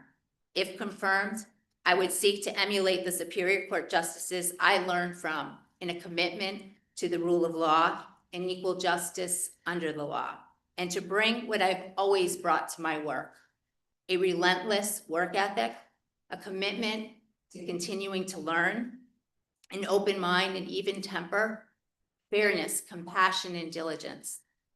I thank you so much for your consideration, and I look forward to any questions you may have. Thank you so much. With that, we will go around the council for any questions, and we will start to my right at Councilor Ferreira. Thank you. Your resume is okay, but I'm really impressed with your son, because I went to Bryan and became a cop too. So, congratulations. But I also was a law clerk in 1992, back in the day, and I found that to be an incredible experience. Your resume is incredible, the vast amount of experience you've had in all the courts for the last 17 years in the AG's office. Last night I was at a party for your boss, as a matter of fact, in New Bedford. She's doing a great job. Secretary Reedy was here earlier this morning, saying great things about you, singing your praises. You're doing a great job. I would ask, as a plaintiff lawyer now, that you can keep things on track. I've seen about practice cases where lawyers come in and say, geez, I'm not available for 2 years, my schedule doesn't allow that. And I would hope you'd be that judge to say, well, have somebody else try it. They're not gonna wait 2 years, while wait for this person to die. So with that in mind, I'm gonna vote for you next week, and I think you're gonna be a great judge. So congratulations, and thank you for your service. Thank you so much. Thank you, Councilor. Councilor Civil. Congratulations, Amy, on your nomination. We had a wonderful conversation, and your background, your professionalism speaks for itself. Like myself, the youth is also near and dear to me, and I look to help them in many ways that I have the opportunity to. As you may know, in Milford, what happened in Milford to an 18-year-old, which is one of the towns that I deal with as my district. Right now, the youth has no faith in the legal system. There's a lot of trauma happening right now in the community. And we really need to have some type of role model where we can put people in leadership positions where they will fight not only for the youth, but what is right and to be fair. Given an opportunity to become a judge, what role do you think you can play in protecting immigrants? Who needs the protection of the courts? Thank you so much. I appreciate that question. I've had the opportunity and the privilege to work with new Americans and immigrants that are coming in through my work at the Attorney General's office. I'm part of the New Americans. I'm a designee from the office out in Western Mass that deals with Jewish Family Services, Catholic Charities, Accentria, to help give them the resources that they need. And they bring law enforcement to that. They bring judges to that group. They bring educators. They bring people in the workforce to be able to wrap around services to help them to integrate into our country and be successful. I would hope as a judge that I would be able to be part of something like that and continue to do that work. Thank you. And my other question would be, what do you think about the rule of law? The rule of law is everything. It's everything. It affects all of us. Due process requires equal protection for everyone. It requires that everyone is treated fairly and is heard and is made sure that any rulings that a court makes is just and fair in accordance to that rule of law. I think that is the basis of everything we're about. So it's very important to me. Thank you so much. That'll be all. Thank you, Councilor. Councilor Dolan. Thank you so much. Congratulations on the birth of your second grandchild, the day before your confirmation hearing to become a Superior Court judge. I too have two grandchildren, and on both days that they were born, although I am an early bird, I stayed up until midnight because I wanted to experience every minute of the day my grandchild was born. So I don't know how you slept. I also have a daughter named Grace. Excellent choice for a name. I was very impressed. I appreciate our conversation. Very impressed with your qualifications and your depth of experience. I just want to ask you two questions, just to build on what Counselor Civil was asking. And we talked about ICE as well, and federal encroachment into our courts, and the importance of standing up to that, upholding the rule of law. Speaking of the Attorney General, General Andrea Campbell, for those of you who don't know, has published a wonderful guide on what we can do with ICE, what are our rights, and what are our limitations. And as you know, under the law, as state actors, we can neither help nor hinder ICE. However, there are things that bystanders can do. Bystanders have the right to observe, and bystanders have the right to record. And as you know, use of recording devices is prohibited in courtrooms. Well, ICE may come into a courtroom, and there may be a bystander who wants to record. And even if ICE is not doing what they did in the Boston Municipal Court, where they interrupted someone in the middle of their trial and took them out of the courtroom, removed them from the courtroom, it may be that ICE is just sitting in the back of the courtroom. But those bystanders do have the right to record. So I'm wondering if you would allow them to exercise their right to record in violation of the court's rule that they not use a recording device. Thank you for that, and thank you for that question. I would recognize their right, but their right is not within the courthouse, and I think the laws within and the rules and regulations would have to be applied even-handedly to everyone. What about the exigency of the circumstances? ICE is right there. We don't know what they're going to do next, and bystanders want to exercise their right. I would think that would take precedence, and that you would want to allow people to exercise their bystander right to tape ICE. It's not disrupting the court. Right, but I think you have to balance it as a judge to be equitable and fair to everyone and follow the rules within the courtroom. So I'm frankly troubled by that answer. I think ICE is a real crisis. I think the bystander right to record ICE should take precedence. If someone is in a courtroom and all they're doing is recording ICE, I don't see how that's in any way violative of the spirit and the intent of the prohibition against recording in a courtroom. So I hope you'll reconsider that. And I hope that anyone who's listening to this reconsiders that, because I think that bystander right to record ICE is extraordinarily important right now. And in fact, we've seen that it can have an effect. We've just seen in the last couple of weeks that ICE has been recorded. People have surrounded ICE agents. They've been nonviolent, but they have surrounded them, and they've let their neighbors know that ICE is there. That's one of the most important things we can do. So I hope that you will reconsider that as you move forward. And I have just one other question for you, which we did talk about, which is marriage petitions. In Massachusetts, if you're under the age of 16 and you want to have an abortion, you need to have the consent of either a parent or an adult guardian. And if you can't get that, the only thing that's left to you is authorization by a Superior Court judge. So I had asked you what you would take into consideration if you were to hear a Mary Mo petition. thank you for that. I would realize that this young individual has gone through many hoops and many steps to get to the court and to file the petition. I would handle that situation, like all situations, with extreme empathy and understanding. And I would listen to all the facts and all the circumstances that were presented. And I would make a decision based on the standard that I was bound by. But I understand that a judge has quite a bit of discretion in that, making that decision, looking at the best interests, looking at competence, in all those factors, and I would consider them very, very carefully.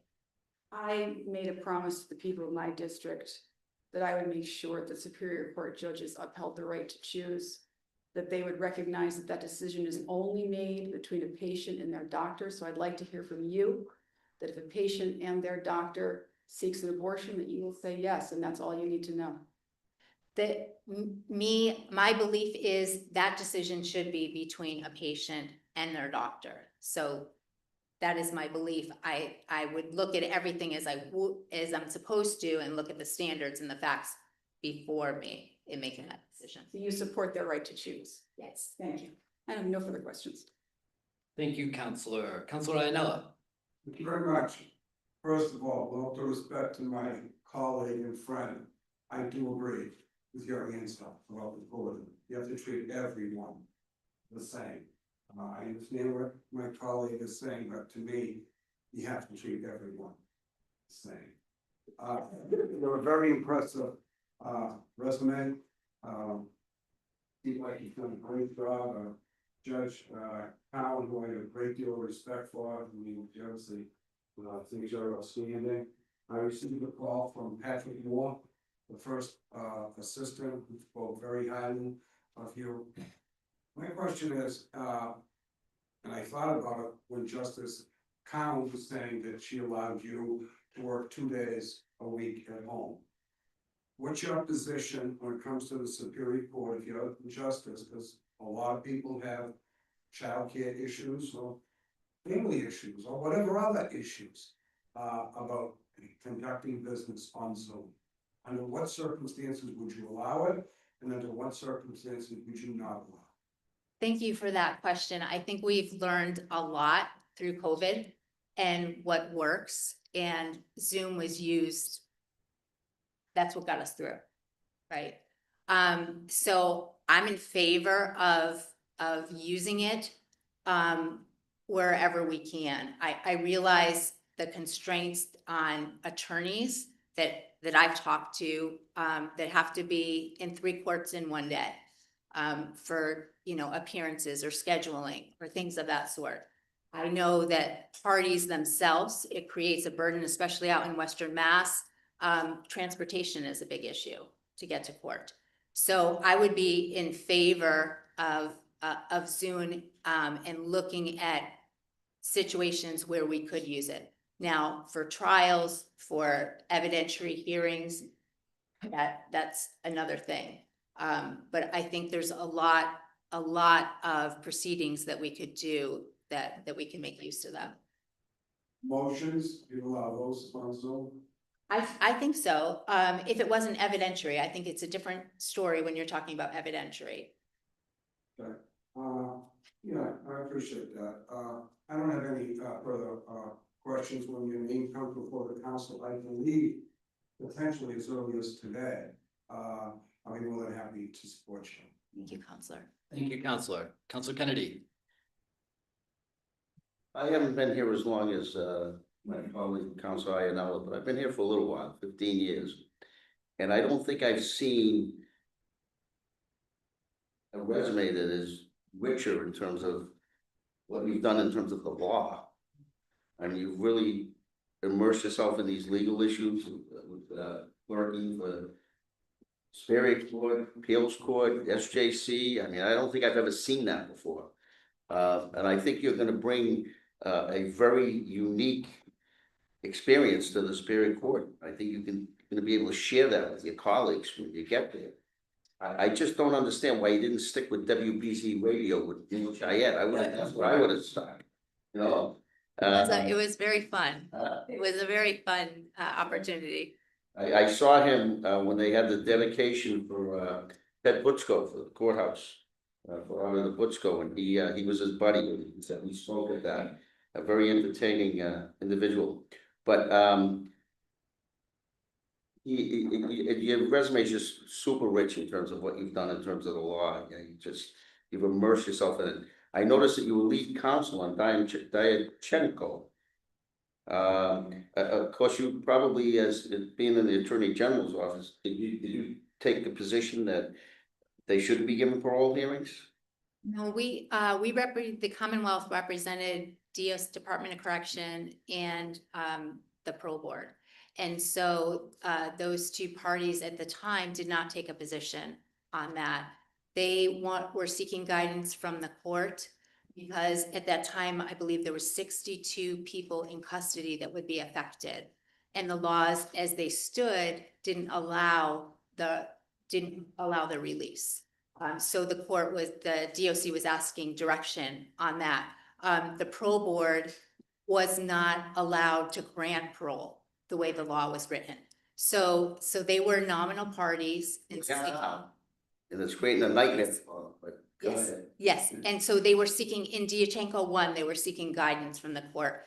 Diachenko 2, I represented them again. And in that, we know what came out of that first time parole hearings, they would be entitled to counsel, they would be entitled to expert fees, and there was also limited judicial review of that. So I worked on Diachenko too as well.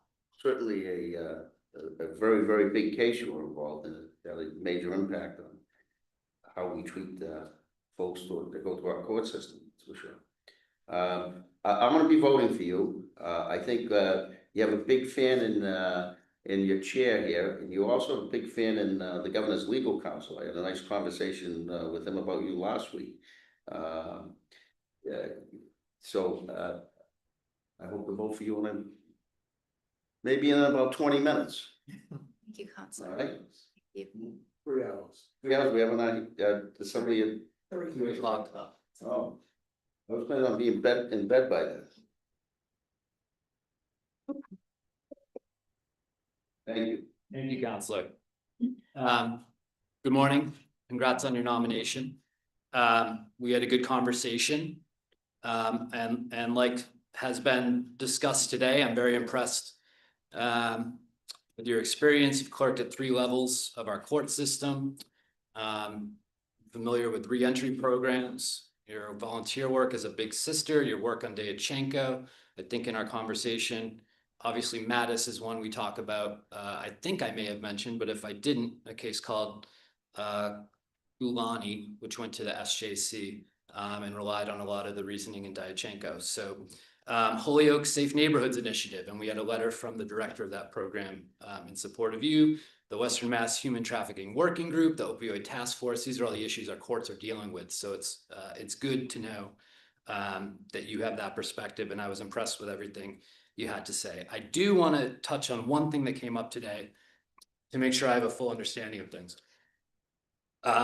So as I understand it, Chapter 112, Section 12R of our Commonwealth is about what Councilor Dolan was talking with you about, the rare circumstance where a minor might come seeking access to reproductive health care and before a Superior Court judge when adults in their life are not granting that authority to them. It's very rare, but when it happens, it's often a pretty traumatic experience that's brought the child there. And I know the factors for the judge to consider are informed consent, not being adequately mature, and then acting in the best interest of the minor. So informed consent, I think we all probably can understand.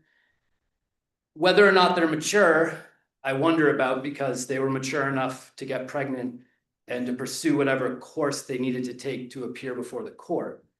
So I'm left with what's in the child's best interest. And I'm wondering if there are circumstances where it's in the best interest of the child to be forced to go to term with a child they're either not ready for or don't want. What is your opinion about that?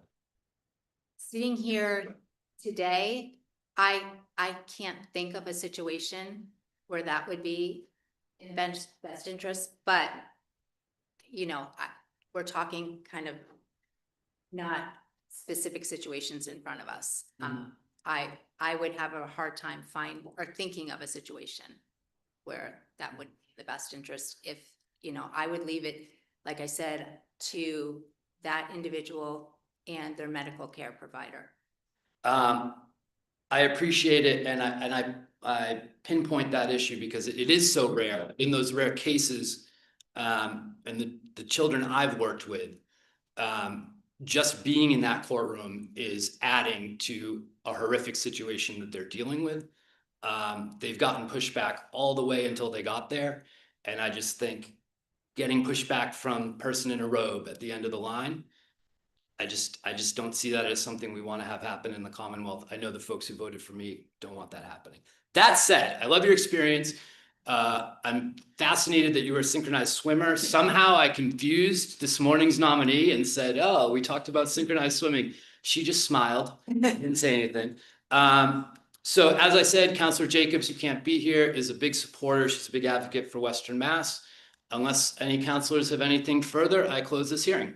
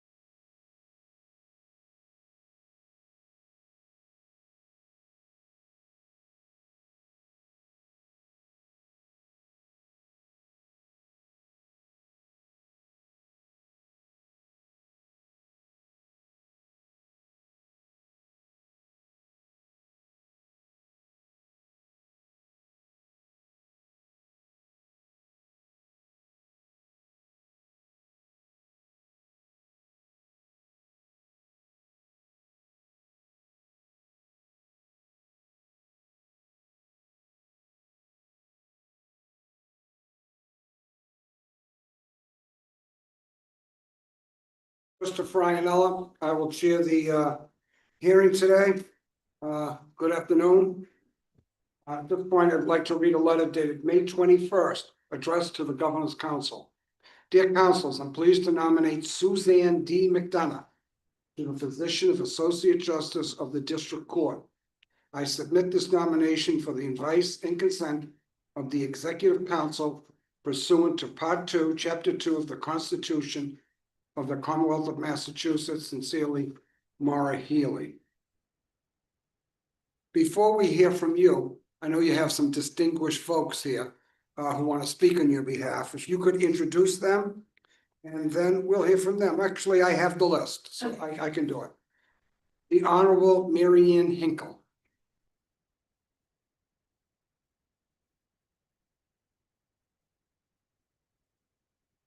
Good afternoon. You can any way you want. We're very flexible here. That was another seat, you won't like it. Good afternoon, Mr. Chairman, councilors. Thank you very much for giving me the opportunity to speak in support of the nomination of Suzanne McDonough to be an Associate Justice of the District Court. I first met Suzanne in March of 2022 when she joined the Legal Counsel Office of the Administrative Office of the District Court.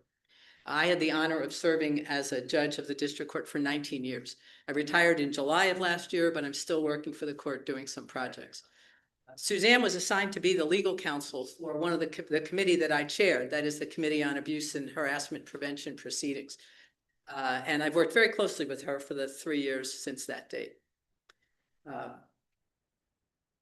Every once in a while, a judge has a contact with someone, with a lawyer, and very quickly you find yourself thinking, she would make a great judge.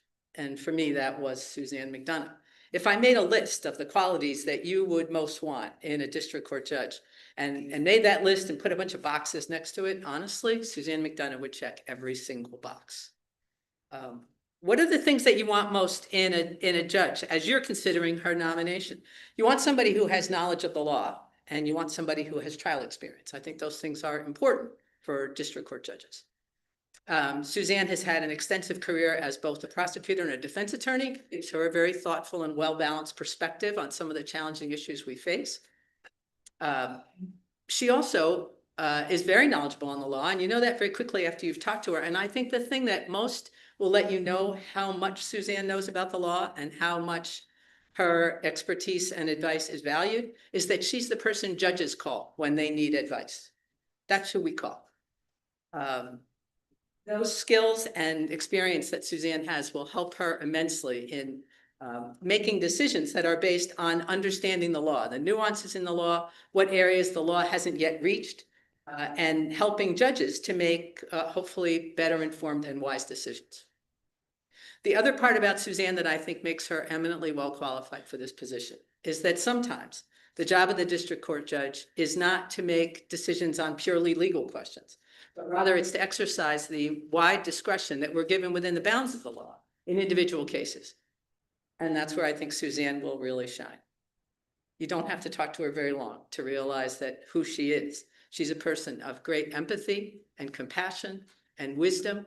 She has an understanding of the challenges faced by many of the people we find before us in the courts, both in criminal and civil matters. The issues of trauma, mental health, substance abuse, poverty. Those issues appear every single day in the district court. And the people who will appear before Suzanne McDonough, if she is fortunate enough to be confirmed by this body, will be very fortunate to have her as the person sitting on the bench. Thank you. Any questions? Judge, it's great to see you. Councilor Kennedy. You really missed.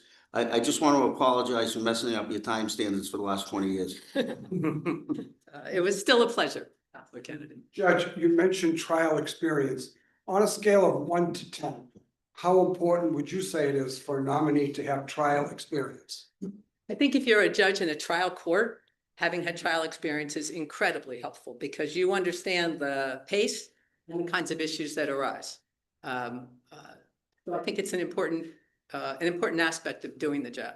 I appreciate that, but if you had to answer the question on a scale of 1 to 10, would you put it essential? Would you put, it's good to have, but it's not, what would you put 1 to 10? 6, 8, 9? I'd probably put it at a 7. 7. Okay. 7 to 8. I think it's important. Thank you very much. Good to see you, Judge. Nice to see you all. Next, we'll hear from the Honorable Shelby Smith.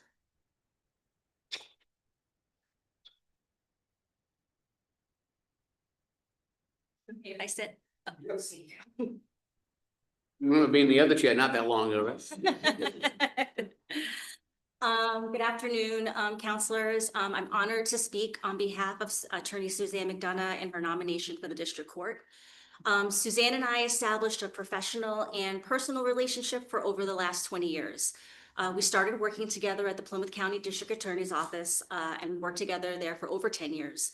Many of those years in the Family Protection Unit, where we both handled child physical and sexual abuse cases in both the district and the Superior Court. These are often, in my opinion, the hardest cases to handle as a prosecutor, given the complex legal issues and emotional aspects of the cases. She handled those cases professionally and adeptly, but more importantly, she treated victims and witnesses with kindness, respect, and with dignity. As a colleague, I relied on her often to provide advice on cases both from a trial and an appellate perspective. In her current position as Deputy Counsel for the Administrative Office of the District Court, Attorney McDonough has had a front row seat to the inner workings of the District Court. She has led trainings for my District Court colleagues and is someone that I turn to often for legal research on a variety of topics. I am one of the co-chairs of the District Court Education Committee, and I've had the opportunity to work closely with her with the planning of educational materials for our annual conference and throughout the year. Myself and the other co-chairs of the committee relied on her vast knowledge, organization, and expertise. On a personal note, she and her husband, Matt, and her children, Kara, Coleman, and Caitlin, are truly wonderful people and active, caring participants in their community. I can say without hesitation that Attorney McDonough's experience has prepared her for this position as an Associate Justice of the District Court. She is intelligent, fair, measured, patient, and compassionate, and I would be honored to have her as a colleague in the District Court. Thank you very much. Any questions of the judge? Thank you very much. And now the floor is yours. But before we hear from you, I know you have family and distinguished guests, if you'd like to introduce them. Sure, I'd love to. I have my husband here with me today, Matt McDonough, my son Coleman, my daughter Caitlin, my daughter Kara. Watching, I think on YouTube is my godson Tyler, who is like another son. He's in the Army, so he can't be here today. My mom is behind us, Carol Ann. My dad, Jack, here is hiding in the corner, and my father-in-law, Joe, is here with us, and my colleague, Heather Charles, from the Administrative Office of the District Court. Okay, thank you. Now we'll hear from you why you think you'd be a good addition to the district court. Thank you very much. I want to begin by thanking all of the members of the Governor's Council for their time in meeting with me and talking with me prior to today's hearing. I would like to thank both Governor Healy and Lieutenant Governor Kim Driscoll for nominating me as Justice of the District Court. I'm very honored and humbled by their nomination. I'd like to thank the members of the Judicial Nominating Commission, and a big thank you to the Governor's Legal Counsel, Jesse Boudou, Paige Scott Reed, and Dara Kesselheim for preparing me for this hearing. And last but definitely not least, I'd like to thank my family, friends, mentors, and colleagues those who are here and those who are not able to be here today for their support. I can't thank all of them enough. So as you know from my resume, I've appeared before the Supreme Judicial Court, the Appeals Court, and many times before juries of 12 in a very hot and sweaty Brockton Superior Court courtroom as a 9.5-month pregnant woman with one or two or three maybe of these three children. But even though coming before you and talking about myself is far more I'd like to offer you a little bit of background on who I am in order for you to know, if you are to confirm the governor's nomination, what kind of judge I would strive to be on the district court bench every day. I was born in Yonkers, New York, to two proud Yankee fans. So at the outset, I hope you don't hold that against me. I moved to Massachusetts and converted to the Red Sox, Patriots, and Celtics, and created a family schism. But growing up in New York and then Connecticut, my mom, Carol Ann, and my dad, Jack, created a loving family environment for me and my sister, Courtney. My maternal grandmother, Rose, who we called Rowie, also lived with us. And from the three of them and my extended family, I received the mantra that many first and second generation immigrant kids typically do. You must always strive for excellence and do your best each day. I was told things like, your grandparents didn't come across the ocean for you to sit around and do nothing, and no one lights a lamp and puts it under a basket. You must get out there and shine your light for all to see. My grandfather Patrick came from Ireland as a teenager, and my great-grandparents were from Slovakia, so I was taught from all sides of the family how lucky I was to live here in this great country, to have so many privileges and gifts, and to make sure to use them to the fullest of my ability. And I was taught that being my best meant doing the best I could for other people. My mom, Carol Ann, worked as a teacher, assistant principal, and principal in the Yonkers Public Schools in New York for 32 years before she retired and moved here to Massachusetts to finish her PhD, teach at Stonehill College, and then take care of our 3 little kids. My grandmother also had a career as a secretary in the Yonkers Public Schools. Along with my dad, Jack, my mom and grandma taught that each child who came through their schools and each person in our community was special and deserving of respect and dignity. Their example of pursuing a career of service to others was reinforced when I went to Boston College, where I was taught by the Jesuits to be men and women for others. Although I had really had no idea what I wanted to do when I went to law school, I at least had this driving force of both seeking excellence and seeking to serve others. Funny enough, I met a guy who had the very same motivation. Matt and I met in our first year at BC Law and have been inseparable in the 25 years since. Matt has been my ultimate friend and champion all along, from the days where he would steal my outlines in law school, to our days as baby ADAs where we would try to figure out our legal issues together, to juggling diapers and daycare and now driver's ed and sporting events, all while balancing our careers, community activity, and making each other laugh. And in marrying Matt, I was able to gain a great law partner in his dad, my father-in-law, Joe, who attended law school while working as a firefighter and has worked as a bar advocate since 1989. I loved my time working as an attorney and alongside him in our office in Norwell. My role as an attorney is eclipsed in great measure by my role as mom. My kids, Kara, Coleman, and Caitlin are here. My godson, Tyler, is watching on YouTube from his post in the 101st Airborne in the U.S. Army.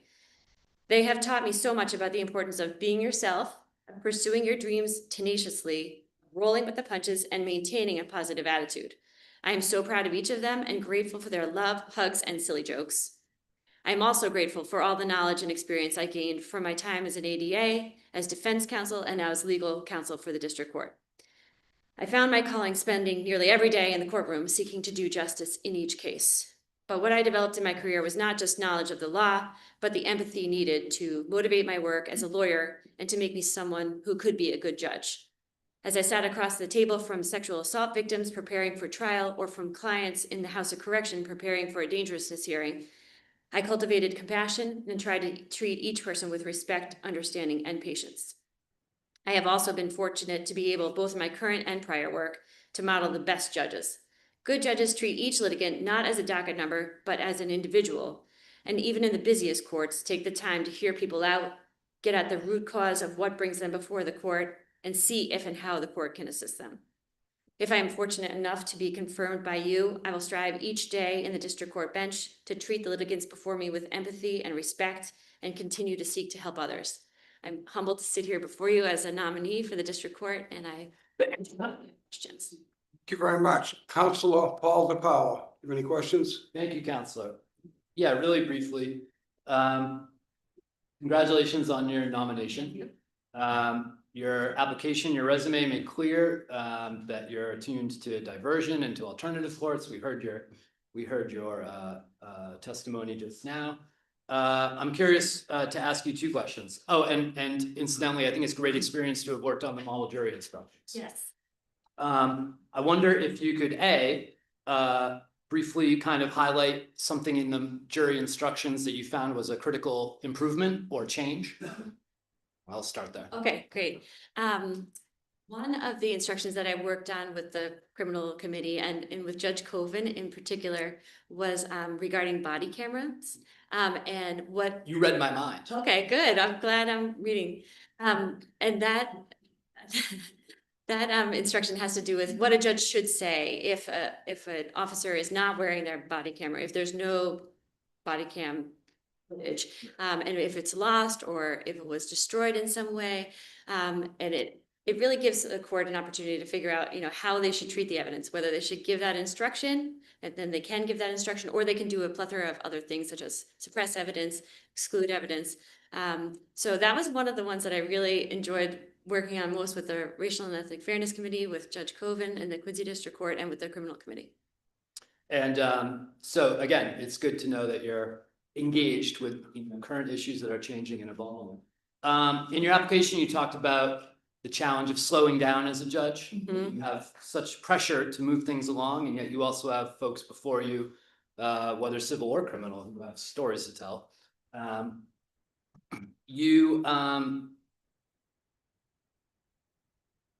So I'll just ask this, so how do you imagine yourself slowing down? Do you do that? How do you get the information that would be mitigating or aggravating? Like, how do you get to the bottom of that, especially since a lot of defendants with their court-appointed lawyers may not be trusting and may not be revealing it? I mean, you can't find it if you don't know where it is, but how are you gonna approach that? So I have been so lucky to have worked in the position of, in the administrative office of the district court, because I've been able to attend judicial trainings and listen to more seasoned judges talk to newer judges about what to do when you get on the bench. And they'll talk about, you know, the first session in a busy courthouse in a Brockton or a Lawrence or a Lowell, it's just mayhem sometimes. And they say, just take a breath, just slow down. And the people around you might want to go at 99 miles an hour. Everybody has an agenda. They want to get the people out of the lockup by 3:30 or earlier. And it's up to you to make sure that everyone that comes in front of you receives their day in court, has due process, and is, you know, treated individually, and that you're not just running through. So I think that the best tactics that I've heard are, you know, make sure that you just ignore all of those other things sometimes and take a step back and make sure that especially on important critical cases, that you spend enough time, as much time as you think you need, to ask other questions if you need to, and hear from the parties. Thank you for that. In your application, you mentioned the case Commonwealth v. Land, or at least a client named Zachary. Yes, yes. And he, long story short, he had a possession conviction on his rights. Constructive possession is something. Yes, exactly. And so, and you noted that at some time after that, without getting into details of the case are not relevant to my question, that the conviction presented barriers to employment. Yes. For him, and you stepped in and helped him. Yes. And I'm wondering, is there room in your discretion as a judge to contemplate the future impact of the decisions you're making, especially with this business thing? And if there is room for you to consider that, what would you do about it? What powers do you have about that? I think that certainly the judge's job regarding sentencing is, you know, a plethora of things to right the wrong regarding this particular defendant and set the, you know, mitigate for the victim's loss, if there is a victim in the case, and to try to mitigate against like future recidivism, right? And the terms of probation or whatever the sentence are have to be crafted to that person. So I think that it's really important to consider the collateral consequences of what the sentence will be. I don't think you should make a sentencing decision without thinking a little bit down the line about what this impact will be on this person.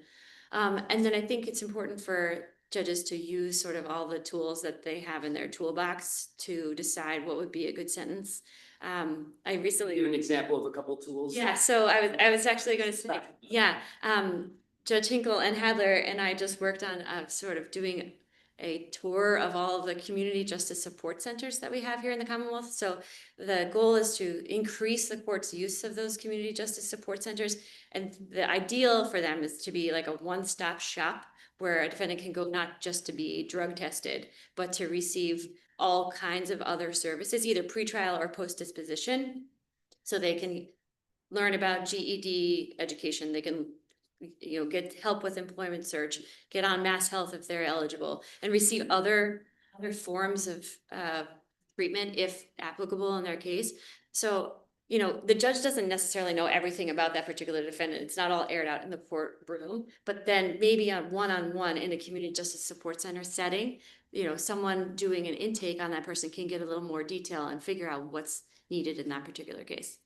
I won't keep you much longer, but the community justice support center that you toured, do you find very divergent practices? Do you find homogeneity? What do you find? Yeah, so there have been divergent practices across the Commonwealth. Some, you know, are used more, some are used less. And the goal of this like recent effort was to figure out how they're working or not working and get everybody at one table and try to get better use by the court, more information for the court, and find out from the Sure. center how we can work together better. Yeah. Is there, if someone wanted to find out more about this, is there one that you visited that you were blown away? The one I remember talking with was the Worcester Center. I think that I they're, didn't know that. yeah, right. Yeah, there's a diversity, I think, as far as how they're used and which ones work best in that particular community. Okay. I just want to play devil's advocate on a question because I'm curious. Okay. When we think about victim impacts, for example, it's an issue that I'm genuinely torn on in some particular cases, because I go to parole board hearings sometimes. Sometimes there's a very emotional, moving offering of impact and experience from the victim's family, the victim themselves. Sometimes there's no victim there. Their family isn't there. Their family aren't advocates. And so if I'm factoring in that impact, and I'm not a judge, thankfully, like it's almost happenstance that there's impact to be shared because of the coincidence of who the victim was or who their community or family was. I'm just wondering, how do we balance that? I mean, if there is a strong impact, there might be on another defendant as well. It's just by coincidence we don't know about. How can we balance that when we're dispensing justice? I think it's. But I just want to make clear, it's important that victims have the opportunity to be heard, and it's important that we consider the ramifications of a crime. But I'm sorry, continue. I think thank you for your question. I think it's no less important whether the victim is there giving a statement. Obviously, if they're there giving a statement, it's hugely important, both them, to the defendant, to all the people, and to the court in sentencing. But I think that the judge should also consider those victims who are not present, who are somewhat voiceless, or inquire of the Commonwealth, what measures have you taken to reach this person? Have you spoken with them before? What was their take on it at arraignment? I mean, there are different places in which, even if they're not there for sentencing, the court might be able to get some feedback on, even how were they at the scene. But yeah, I think that it's important for the court, even if the victim isn't there, to consider that and weigh that against, the other purposes of sentencing. Thank you for indulging me on that Thank you. question. I appreciate your experience and what you've shared so far this morning.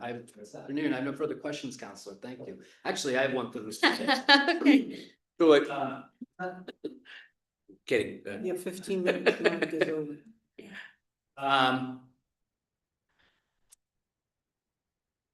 Counselor Iannella, bothers me every time there's someone from this district.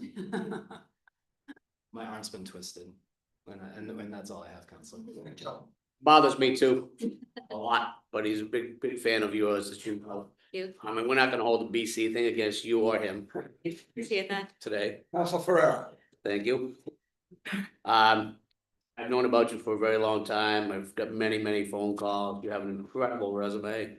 You've done a lot of great things for people in all kinds of communities and it's too long to list all the communities you've been involved in the district court. I know you instruct judges. You're gonna be an incredible judge in the district court. I'm gonna talk for the sake of talking. I'm just gonna vote for you next week. Thank you. Congratulations. Thank you for your service and thank you for applying. Thank you very much. Thank you. Councilor Tamisha Sill. Congratulations on your nomination. It is a pleasure to meet you face to face, as we had a conversation over the phone, and I didn't even know that I came across you plenty of times while I was working in the Quincy court as a probation officer, and I'm pretty sure we had cases together. I've heard a lot about you. Counselor Iannella is a big fan of you, so that's even better. And Hadler Charles, we worked together at the DA's office, and he spoke highly of you. And I think your work speaks for itself. I mean, I've seen you in action, and you demonstrate what a judge needs to be and how you will be, given the fact that you will be nominated today. We'll be voting for you, and I will be voting as well. But my only question for you is, we know a lot has been happening when it comes to ICE And Milford is a community that I represent. What role do you think you would play in protecting immigrants who needs protection from the court? So I know ICE enforcement in the courthouse, around the courthouse, has been, really on the minds of all the court staff lately.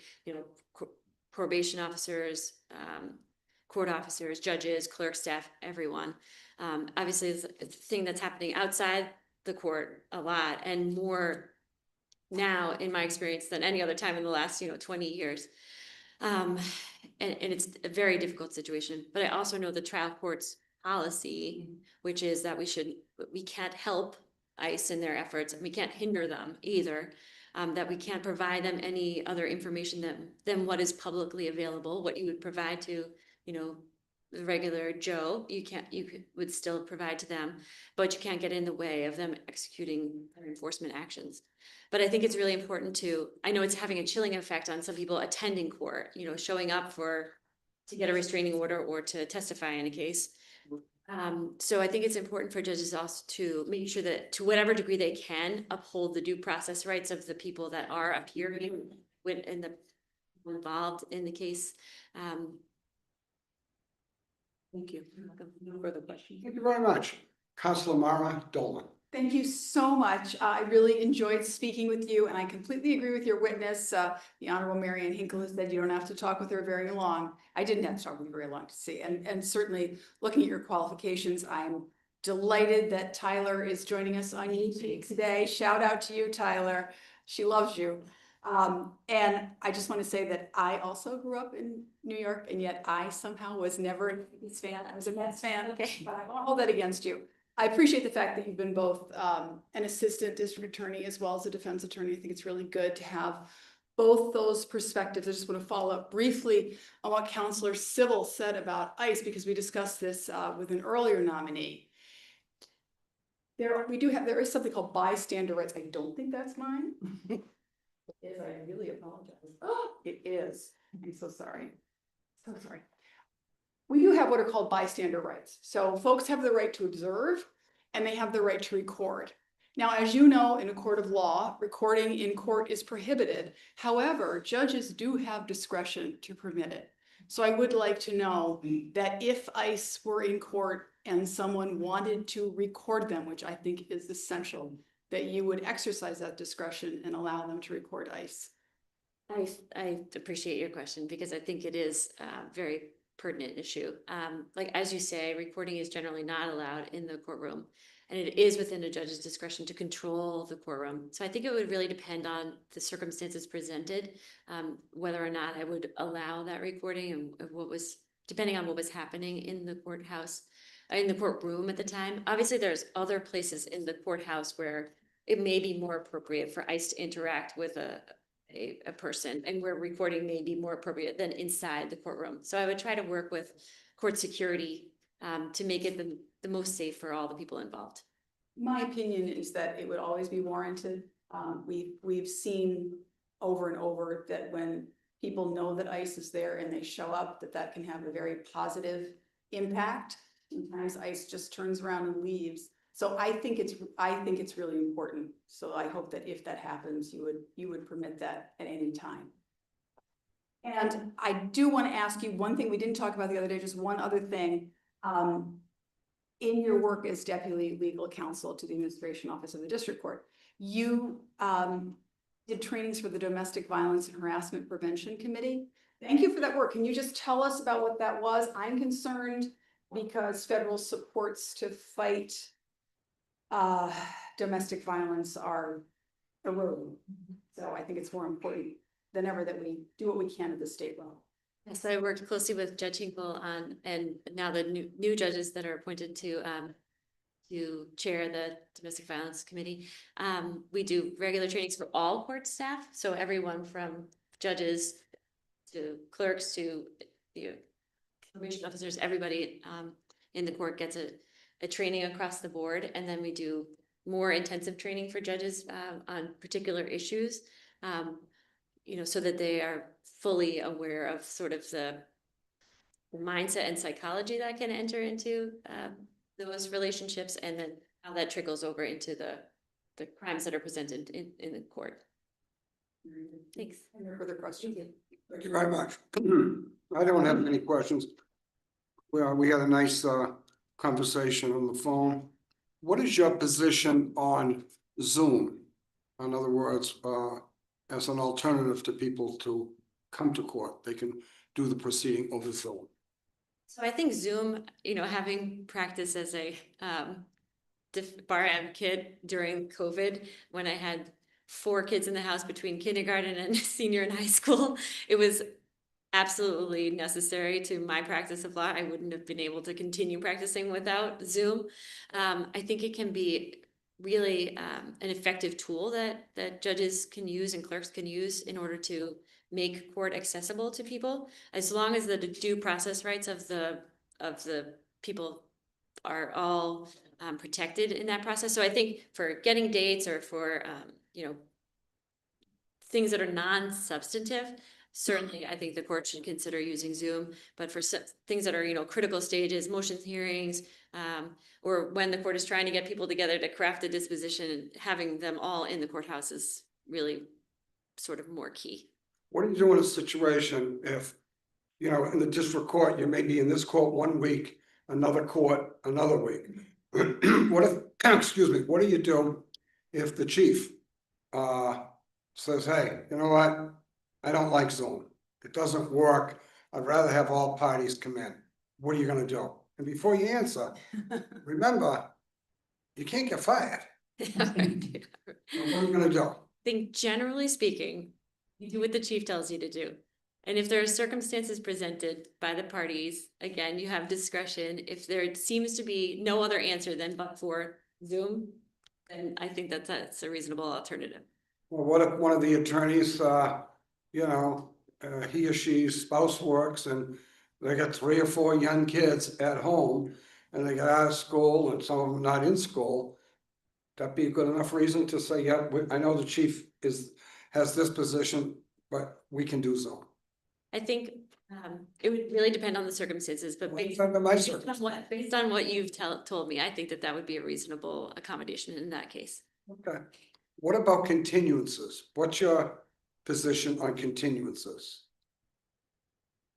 Well, as you can expect, after being an ADA and defense counsel for many years, I've had to ask for a number of them. I mean, things arise in family circumstances where we not only have obligations to the court, but we have obligations to, other clients, our family, our community, et cetera. So things get in the way. I think it's reasonable for the court to consider continuing a case in the right circumstances. Now, as an assistant DA, there's a lot of people, there's a lot of assistant DAs in the office. But if you're a private practitioner, sole practitioner, they're all by themselves. Assistant DA, you can say, hey, I can't make it today. Mary, can you handle this? Or Joe, can you handle that? So a sole practitioner does not have the luxury that an assistant DA has. Are you gonna be cognizant of that fact and be a little more lenient when a sole practitioner comes before you for a continuance? Certainly. I know that the demands that are placed on solo practitioner, having done that, and that, there's more than one DA that can handle a case, depending on what that case is, but yes. What do you think, is there a number that you can give me that enough is enough, this is the blank request for a continuance? Obviously, 1, no big deal.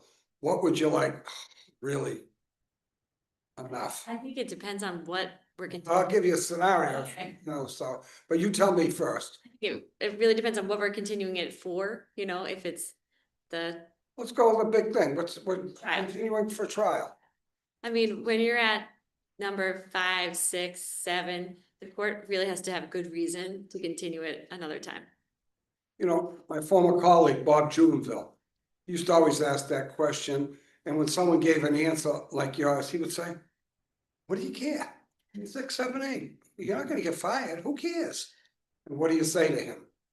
I think I understand all the concerns that enter into someone asking for a continuance.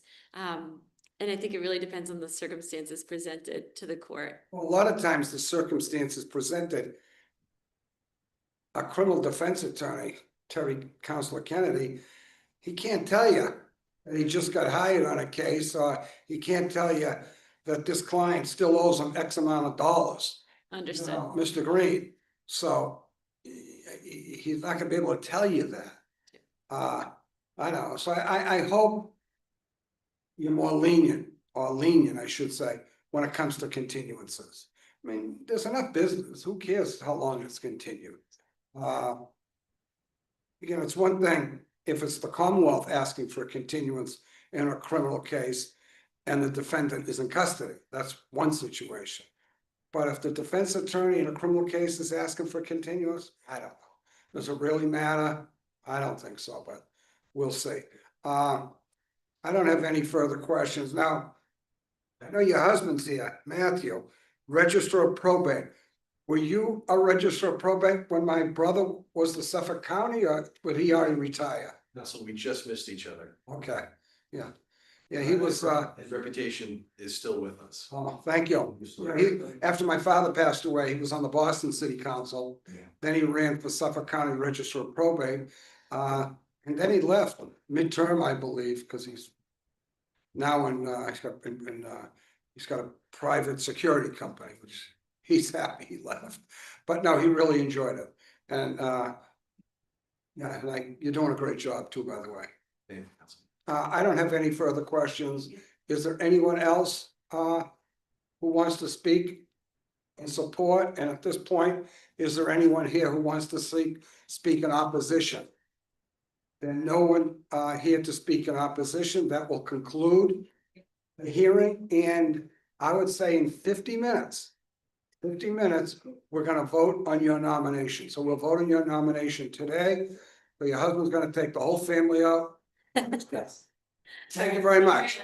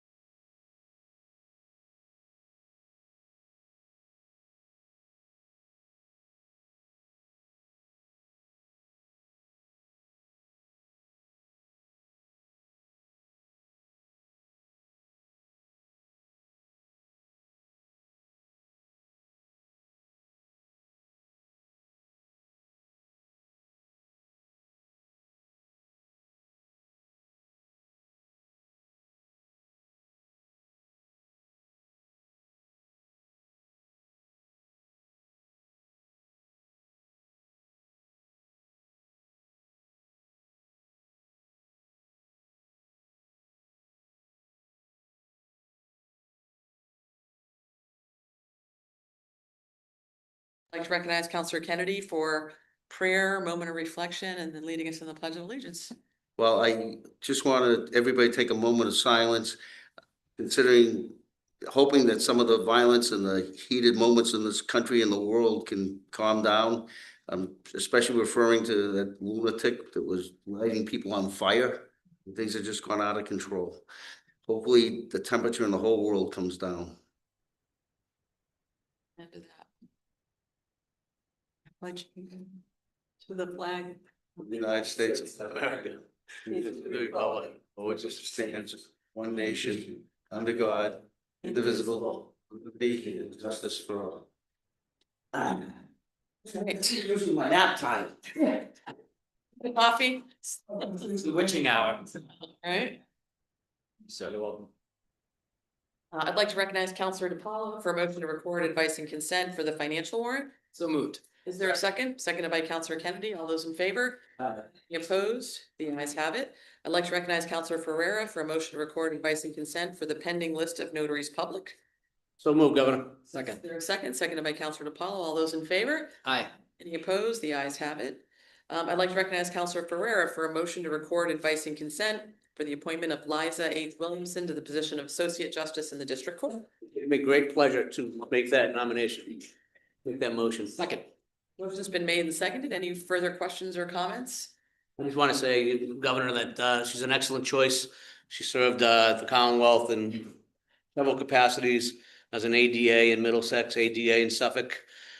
She's been a clerk magistrate on the Vineyard for 20 years, done an outstanding job. She has the support of everyone that I know, and she'll make a great judge. So thank you for putting her forth. As I pointed out during the hearing, she must have got that job when she was 19. Oh, and one other thing, my colleague reminded me, as far as I know, the first person ever to become a judge from Martha's Vineyard. All right, District. all right. Or the tie. There you go. Good go. Very nice, very nice. Thank you. Martha's Vineyard matters too, right? Seeing no other further comments or questions, I'd ask Sonia to please call the roll. Counselor Ferrera, Yes. Counselor Siddle? Yes. Counselor Dolan? Yes. Counselor Ayala? Yes. Counselor Kennedy? Yes. Counselor DePaulo? Yes. 6 members voting, 6 in the affirmative, the matter carries. Counselor DePaulo, I'd like to recognize you for a motion to record advice and consent for the appointment of Amy Karangekis to the position of Associate Justice of the Superior Court. So moved. Second. Motion's been made and seconded. Any further comments or questions? Seeing none, I would ask Sonia to please call the roll. Counselor DePaulo? Yes. Counselor Ferrera? Yes. Counselor Siddle? Yes. Counselor Dolan? Yes, but want to clarify that the nominee did contact me to indicate that now that she understands that judges have discretion to permit the recording of ICE so that people can exercise their bystander rights to record ICE, that she does agree that she would do that, then I very gladly vote yes. Thank you. Counselor Ayala? Yes. Counselor Kennedy? I'm gonna say yes, and I just want to say, it's amazing what a great job Sonia's doing her first week on her own. Yes. You are right. 6 members voting, 6 in the affirmative, the matter carries. And I second that, Counselor Kennedy. I'd like to recognize Counselor Iannella for a motion to record advice and consent for the appointment of Suzanne McDonough to the position of Associate Justice of District Court. Thank you, so moved. Motion's been made. Is there a second? Seconded by Counselor Ferreira. Any other questions or comments? Seeing none, I'd ask Sonia to please call the roll. Oh, can I just say one thing?